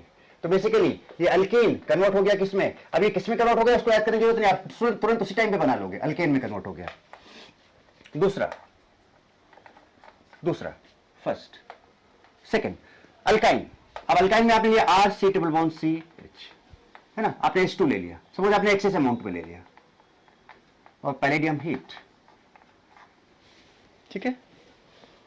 एक्चुअली में क्या होता है बेटा, इसको ऐसे लें, R C H double bond C H R, sorry alkyne की बात कर रहे हैं हम लोग, ट्रिपल बॉन्ड सी आर, ये है सब। ये एक्चुअली में ये अनकंट्रोलेबल रिएक्शन है, ये पाई बॉन्ड को खत्म कर देता है। तो होता क्या एक्चुअली में कि अगर आप पहले H2 को लोगे तो एक पाई बॉन्ड ब्रेक होगा, और पता है क्या होगा, देखो यहां पर C डबल बॉन्ड C, इधर R और H, चूंकि H सेम साइड से लगते हैं, आपको पता है कि C एडिशन होता है, सेम साइड से लगते हैं, तो इससे अल्कीन बना देगा, बट रुकेगा नहीं रिएक्शन, अनकंट्रोलेबल है, रुकेगा नहीं, ये यहां से यहां तक जाएगा, उसके बाद फिर क्या होगा, ये पाई बॉन्ड टूट जाएगा, और फाइनली फिर R C H था, C R था, यहां पे H था, फिर एक H यहां पर और लग जाएगा, तो फाइनली ये जो बनाएगा वो क्या बना देगा, RCH2CH2R, यहां पर भी आपको फाइनली क्या बन जाएगा, अल्केन फॉर्म हो जाएगा। ठीक है, ये हुआ, देखते जाओ।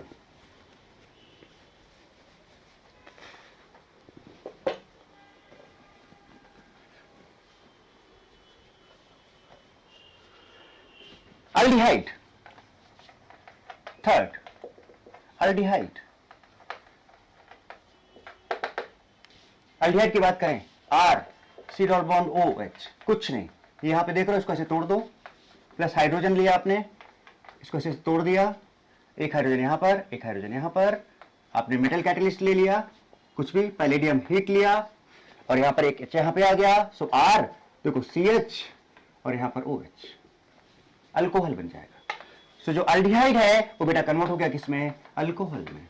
सो there is no need to learn the product actually, अब तुरंत उस टाइम पे बनाओ, नो प्रॉब्लम, अल्डिहाइड होगा। चौथा, पहले एक एग्जांपल आपको हम समझा दें, alkyl halide, alkyl halide RX जो है बेटा काफी हाई टेम्परेचर पे होता है इसका रिएक्शन। आपने H2 लिया, ठीक है, H2 और फिर वही क्या, पैलेडियम हीट जो हम यहां पे लेते हैं कुछ, वो 50 to 100 डिग्री सेल्सियस के बीच में होता है, हाई टेम्परेचर होता है। टेम्परेचर डिपेंडेंसी हम अलग से चेक करके बताएंगे आपको। तो इसमें होता क्या है बेटा कि RX है और प्लस HH हो गया, ये यहां से यहां से यहां से यहां से, ये यहां से टूटा, ये यहां से टूटा, यहां से क्या निकल गया बाहर, तो यहां से हाइड्रोजन यहां पे ऐड हो गया, तो इसने RH बना दिया और प्लस HX निकल गया बाहर, और ये जो बना वो क्या बन गया, अल्केन बन गया, दिस इज अल्केन एक्चुअली। ठीक है, तो ये पहला हो गया अलानी, क्या हो गया, अलानी में पहला पार्ट Al वाला हो गया। अब उसमें अलानी में या तो रखो, अलानी था तो Al कंप्लीट हो गया। अब A से क्या था, एसिड क्लोराइड, एसिड क्लोराइड, तो इसमें क्या होगा, वही RCOCl। सुनना जरा सा, इसमें क्या होता है, पहले जब इसमें आप H2 डालोगे इन प्रेजेंस ऑफ निकल हीट, है ना, तो फाइनली बनता क्या है, पहले मैं आपको डायरेक्ट बता दूं, इसको हटा दो, यहां से तोड़ दो इसको, एक हाइड्रोजन इधर दे दो, एक हाइड्रोजन इधर दे दो, तो बताओ क्या बना, RC और यहां पर क्या हो गया OH, यहां पर OH और यहां पर H, सो RCHOH। तो ये भी बेसिकली क्या बना देगा, एसिड क्लोराइड भी बेसिकली क्या बना देगा, अल्कोहल बना देगा।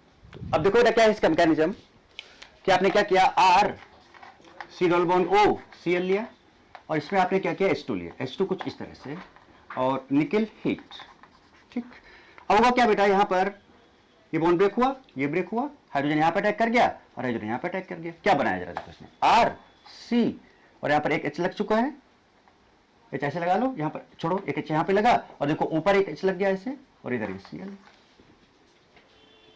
Now this Cl is a leaving group, ये लीव करेगा तो यहां माइनस आएगा, यहां प्लस आएगा, तो फाइनली ये क्या बनाएगा, R C और यहां पर H है, और यहां पर OH और यहां पर प्लस, Cl निकला, सॉरी Cl निकला तो यहां प्लस आया, और यहां पे लोन पेयर ऑलरेडी है ये, तो हमें पता है क्या, पहले से हम जानते हैं बहुत अच्छे से, हमने रिएक्शन मैकेनिज्म में भी आपको वहां पे जीओसी में भी बता रखा है कि एक लोन पेयर एक प्लस चार्ज हमेशा एक बॉन्ड बनाता है, और जहां पर लोन पेयर है वहां प्लस चार्ज आता है।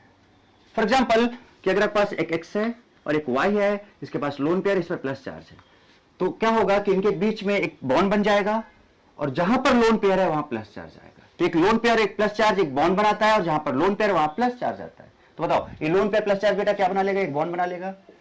सो RCH और यहां पर देखो एक बॉन्ड बना लेगा, और लोन पेयर और प्लस चार्ज एक बॉन्ड बनाया, और जहां पर लोन पेयर वहां प्लस चार्ज आया। जैसे ही प्लस चार्ज आएगा इसके इलेक्ट्रॉन को भी तरफ खींच लेगा, यहां माइनस यहां प्लस, और फाइनली क्या बना देगा देखो जरा, RCH double bond O, aldehyde. क्या बना लेगा ये, अल्डिहाइड। प्रोसेस समझ रहे हो कैसे कैसे क्या क्या हो रहा है। ट्रिक तो आपके सामने था, फटाफट आपने बना लिया, बट मैकेनिज्म भी देख लो। जैसे अल्डिहाइड बनेगा आप समझ रहे हो, फिर से H2 एक मोल आएगा, HH टूटेगा ऐसे, फिर से टूटेगा ऐसे, और एक हाइड्रोजन इसके पास और एक हाइड्रोजन इसके पास, और फाइनली क्या बना देगा R। अब यहां पर एक हाइड्रोजन आ जाएगा और यहां पर OH और H। तो बेसिकली जो बनाया वो क्या बना दिया, RCH2OH, अल्कोहल RCH2OH। चेक कर लो, R यहां पर इसका वैलेंसी पूरा है क्या, देखो 1 2 3, नहीं पूरा है तो इसको पूरा कर लो, RCH2OH। सो RCH2OH यहां भी बन रहा है, देखो RCH2OH, और देखो through mechanism compound is RCH2OH। So this is, अब अलानी में Al भी हो गया, A भी हो गया, अब नाइट्रो डायरेक्ट हर जगह मैकेनिज्म जरूरत नहीं है। नाइट्रो की बात करते हैं।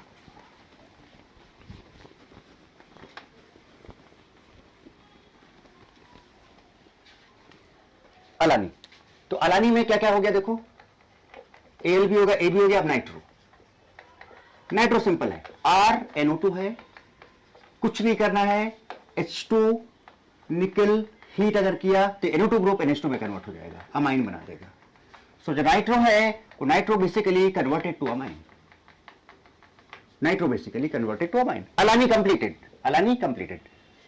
अब क्या था सेंटेंस, अलानी की बहन जी साइकिल से आई, तो अलानी की मींस क्या था, कीटोन। अब की में आते हैं, तो सबसे पहले इसमें जो था कीटोन, समझ गए होंगे कैसे करना है, RC double bond O, R dash ले लेते हैं, R डैश। अब अगर आप यहां पर H2 डालते हो मींस HH, कुछ इस तरह से इन प्रेजेंस ऑफ निकल एंड हीट, और तो फिर से वही, ये ऐसे टूट जाएगा, ये ऐसे टूट जाएगा, और एक हाइड्रोजन यहां पर, एक हाइड्रोजन यहां पर, बताओ बेटा क्या बनेगा, RC और यहां पर H लग जाएगा, ऊपर OH हो जाएगा, और ये R dash. So this is 2 degree alcohol, this is 2 degree alcohol. तो अल्कोहल बना लेगा नाइट्रो। तो की, अब की में से क्या था देखो, की में से क्या था, कीटोन भी था, और I जो था, अब I में देखो क्या क्या था, ठीक है, I का देखते हैं क्या क्या था।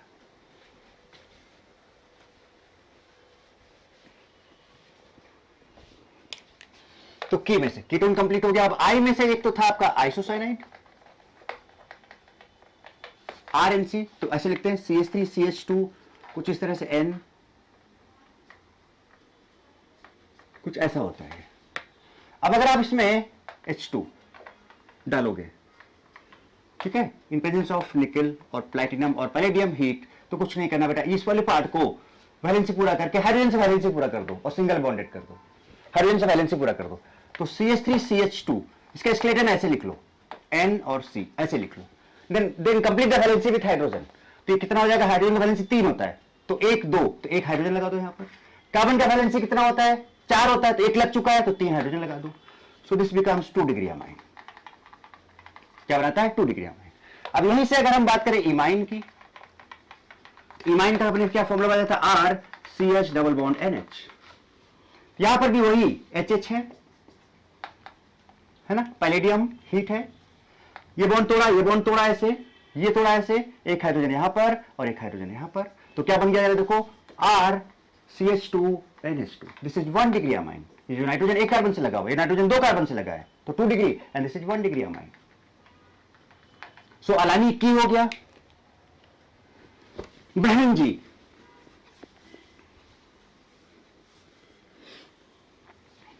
अब बहन जी में क्या है, बेंजीन। बेंजीन में क्या होता है बेटा, ये this is aromatic compound, more stable compound, काफी ज्यादा due to resonance, aromatic compound more stable due to resonance. होता क्या है, तो इसको हमें जब हम H2 के साथ रिएक्शन कराएंगे तो हमें इसको हाई टेम्परेचर में कराना होता है, ये करीब 100 to 150 डिग्री सेल्सियस के बीच में रिएक्शन होता है। अब चूंकि मोस्ट स्टेबल कंपाउंड है और अगर इसके पाई बॉन्ड को सपोज आपने ब्रेक कराना चाहा तो कुछ ऐसा ब्रेक होगा, ये और ये बनेगा। तो यहां से यहां तक को ले जाने के लिए आप जल्दी नहीं जा पाओगे because this is most stable. तो ये जो पार्ट होगा ये आपका आरडीएस होता है और ये स्लो प्रोसेस होता है, स्लो स्टेप होता है, ये स्लोएस्ट प्रोसेस है, ये काफी स्लो जाता है यहां से यहां तक। बट जैसे ही यहां पे पहुंचता है, सुनना, जैसे ही यहां पे पहुंचता है उसके बाद फिर आप डाल दो H2 और ये इसको स्टेप बाय स्टेप मैं एक साथ लिख सकता हूं या फिर अलग अलग करके लिख लो आप। एक को ब्रेक करेगा फिर बना देगा ये, सपोज इसने इसको ब्रेक किया तब, या इसको ब्रेक किया, सपोज इसने इसको ब्रेक किया तो ये बन गया, फिर H2 आया, उसने इसको ब्रेक किया तो फाइनली आपके पास जो आया वो साइक्लोहेक्सेन। तो इसमें ध्यान देने वाली बात क्या है कि जो बेंजीन है काफी हाई टेम्परेचर पे होता है, 100 to 150 डिग्री सेल्सियस के बीच में होता है। चूंकि मोस्ट स्टेबल से इधर जा रहे हो तो ये जो प्रोसेस है काफी स्लो प्रोसेस होगा, बट यहां से यहां तक very faster, can not be controlled, इसको आप कंट्रोल नहीं कर सकते। अगर यहां तक पहुंच गए तो ये फिर होना ही होना है, वहां तक पहुंचना ही पहुंचना है, आप बस की बात नहीं है, आप इसको कंट्रोल नहीं कर सकते। This reaction from here to here can not be controlled, this reaction will be, क्योंकि यार स्टेबल हो, ये तो हाईली स्टेबल था, अब ये बन गया तो इसके बाद फिर आप नहीं रोक सकते हो, ये पूरा का पूरा अनसैचुरेशन को खत्म करेगा यहां पर। तो ये साइक्लो आपका हेक्सेन बना देगा कुछ इस तरह से। बेंजीन की बात होगी। बहन जी साइकिल, अब साइकिल में साइक्लिक पहले ले लेते हैं। साइक्लिक मैंने कहा था कि ओनली 3 and 4 मेंबर ओनली, बस पहले बता चुका, तो कुछ नहीं, इसको लिया, सेम रिएजेंट डाले, तोड़ दिया, ओपन कर दो, तो 3 है भाई, 3 बना लो ऐसे, 1 2 3, पहले से पूरा कर लो, CH3 CH2 CH3 alkane, 4 member है, तोड़ दो, हाईली स्ट्रेन कंपाउंड होता है इसलिए ये टूट जाते हैं। 3 और 4 मेंबर के जो रिंग होते हैं हाईली स्ट्रेन्ड होते हैं, एक्चुअली बेटा हाईली स्ट्रेन्ड कंपाउंड होते हैं, इस वजह से आसानी से टूट जाते हैं। 5 और 6 नहीं टूटेगा। तो ये थोड़ा, तो कितने बन गया, 4 बन गया, 1 2 3 1 2 3 4, पहले से पूरा कर लो, CH3 CH2 CH2 CH3 साइक है ना। तो साइक्लिक ये आ गया। तो साइकिल की बात कर रहे थे हम लोग, किसकी बात कर रहे थे, साइकिल। अब साइकिल में ही क्या आया था, और साइकिल में ही क्या आया था, साइनाइड आया था। साइकिल में ही क्या आया था, साइनाइड आया था। तो सपोज ये है CH3 या RCN ले लो, RC ट्रिपल बॉन्ड N, यहां पर वही H2 निकल हीट, कुछ नहीं, ये दोनों पाई बॉन्ड तोड़ डालो और दोनों तरफ हाइड्रोजन दे दो, वैलेंसी पूरा कर दो। सो RCN पहले ऐसे लिख लो। कार्बन का वैलेंसी 4 होता है तो 2 हाइड्रोजन लगा दो, नाइट्रोजन का वैलेंसी 3 होता है, एक पूरा है तो बाकी के 2 लगा दो, तो देखो एक ही कार्बन से हटाया जाए तो 1 degree of amine, 1 degree of amine. तो क्या अलानी की बहन जी साइकिल से आई, पूरा का पूरा कंप्लीट हो गया, आपने देखा एक्चुअली में। तो ये था VKST। सो अकॉर्डिंग अगर आप VKST का यूज करोगे बेटा तो बहुत आसानी से आप प्रोडक्ट बना सकते हो। प्रोडक्ट बिल्कुल भी लर्न करने की जरूरत नहीं, तुरंत आप वही सोच के बना दोगे। सारा मैकेनिज्म सब कुछ आपने देखा, सब फ्री रेडिकल मैकेनिज्म के थ्रू हम लोग आगे बढ़े, ठीक है। अब क्या है कि कैटालाइटिक हाइड्रोजन जनरली कौन कौन से कंपाउंड नहीं देंगे वो भी पता होना चाहिए, तो उसका भी VKST देख लो, उसका भी VKST देखो। Organic compound which does not react with hydrogen and metal catalyst, जो मेटल कैटलिस्ट इसके थ्रू रिड्यूस नहीं किए जा सकते हैं, उसका VKST है NECAMP, N साफ एनहाइड्राइड, एग्जांपल लेते जाते हैं साथ साथ। अब सपोज हमने RCO एनहाइड्राइड, ये होता है ना बेटा OCO R या फिर R डैश। अगर आपने इसमें H2 या मेटल कैटलिस्ट कोई सा भी लाइक निकल हीट किया, नो रिएक्शन, एनहाइड्राइड, एन हो गया। इससे क्या है, ईस्टर लिया आपने RC double bond O R dash, suppose इसमें आपने ये डाला, नो रिएक्शन है ना, कुछ भी H2 palladium heat, no reaction. तो एनहाइड्राइड नहीं करेगा, ईस्टर नहीं करेगा, कैंप में आते हैं, कैंप में तो कैंप में से सी जो है सी है carboxylic acid, carboxylic acid, carboxylic acid क्या है R C double bond O OH। इसमें अगर हम H2 पैलेडियम हीट करें नो रिएक्शन। उसके बाद यहां पर जो A आता है AM, so AM is basically amide and that is RCONH2 that will not react with H2 nickel heat, no reaction। तो शॉर्ट फॉर्म में ये एन ई कैंप यानी एसिड और उसके हम यहां पे ये कह सकते हैं जनरली कि acid and its derivatives. Acid means carboxylic acid, acid and its derivatives except acid chloride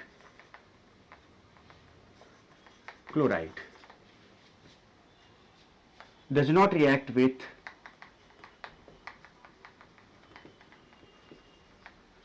H2 metal catalyst।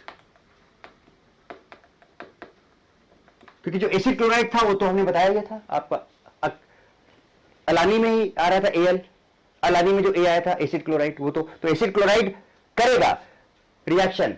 बाकी का एसिड देखो कार्बोक्सिलिक एसिड और ये सब उसी के क्या है लाइक अमाइड एनहाइड्राइड ईस्टर, ये सब उसके क्या है डेरिवेटिव्स हैं। तो carboxylic acid and its derivatives except acid chloride. Acid chloride क्या है बेटा RCOCl, तो ये तो रिएक्ट करता है और ये क्या बनाया था याद करो आप RCH2OH। तो ये नहीं करेंगे तो कौन करेगा कौन नहीं करेगा पूरा का पूरा हमने वीकेएसटी भी बना दिया आपको कि कौन रिएक्ट कर सकता है कौन रिएक्ट नहीं करेगा, वो बात भी आपको क्लियर हो गई बेटा, पता चल गई एक्चुअली में। बात समझ में आती है। तो इस तरह से आप देखो बेटा कि अभी क्या है मैंने कि अभी देखो बहुत बहुत इंपॉर्टेंट रिएक्शंस बाकी हैं। अभी आप ये मत समझना कि हम कंप्लीशन की तरफ है, हम कंप्लीशन की तरफ नहीं है अभी। इसमें मैंने आपको काफी हद तक काफी चीजें बताई यहां पर, कौन रिएक्ट कर सकता है वीकेएसटी के थ्रू, कौन रिएक्ट नहीं कर सकता है, रिएक्ट कौन नहीं कर सकता, एनई कैंप रिएक्ट नहीं करेगा, एनई कैंप रिएक्ट नहीं करेगा। अलानी की बहन जी साइकिल से आई रिएक्ट कर जाएगा। फिर प्रोडक्ट क्या बनेगा वो याद नहीं करना, तुरंत आप उसी टाइम में बना सकते हो। Acid carboxylic acid and its derivatives react नहीं करेंगे एक्सेप्ट एसिड क्लोराइड। टेम्परेचर की बात हम लोग कुछ किए और टेम्परेचर डिपेंडेंसी और रिएक्टिविटी भी हम डिस्कस करेंगे। बहुत इंपॉर्टेंट पार्ट हम अब नेक्स्ट लेक्चर में डालेंगे जहां पर आपका स्टीरियोकेमिस्ट्री पूरा का पूरा आ जाएगा कि एरिथ्रो कंपाउंड बनेगा, मीजो कंपाउंड बनेगा, रेसमाइजेशन होगा, प्लस माइनस होगा या डीएल होगा, वो सारी चीज पता चलेगा, है ना। देन स्टीरियोकेमिस्ट्री के बाद फिर और भी कुछ specific reactions, particular reactions very important, temperature dependency, reactivity order और भी डिटेल में। जैसे अभी हमने सिर्फ ये देखा कि अल्कीन और अल्काइन में कौन ज्यादा रिएक्टिव है, alkyne is more reactive than alkyne. अब इतने सारे कंपाउंड्स आपने लिख डाले, अब इनमें से कौन ज्यादा रिएक्टिव है कौन कम रिएक्टिव है, उसके बेसिस पे आगे रिएक्शन कैसे बढ़ेगा, कौन पहले रिड्यूस होगा कौन बाद में रिड्यूस होगा, तभी वो सब बाकी है। तो फाइनल जो बहुत इंपॉर्टेंट पार्ट है वो नेक्स्ट लेक्चर में हम लोग कवर करेंगे। तो इतना करने के बाद आगे की चीजें हमें और क्लियरली बहुत अच्छे से समझ में आ जाएंगी। ठीक है बेटा, तो आज हम लोगों ने जो भी किया आई होप कि आपको सब समझ में आ गया होगा बहुत अच्छे से, है ना। तो सही से करो बेटा, इसको अच्छे से करो। और ये जो आपका कैटालाइटिक हाइड्रोजनेशन है, मतलब हाइड्रोजन विथ निकल प्लेटिनम पैलेडियम या जो भी मैंने जितना भी बताया कैटलिस्ट के प्रेजेंस में क्या क्या मैकेनिज्म था वो सब पता है आपको। It's very very very important part actually. Next class में आपको ये भी बताऊंगा कि रेड एंड निकल क्या होता है, क्या हम निकल को ही रेड एंड निकल बोलते हैं या फिर दोनों में कोई डिफरेंस है, अगर डिफरेंस है तो क्या डिफरेंस है दोनों में, that I will discuss in next lecture. So next lecture is going to be very very important and very very interesting. So next lecture भी आपको बहुत ध्यान से कंप्लीट बहुत अच्छे से देखना है। ओके तो आज की क्लास में बेटा बस इतना ही रखते हैं। Okay thank you.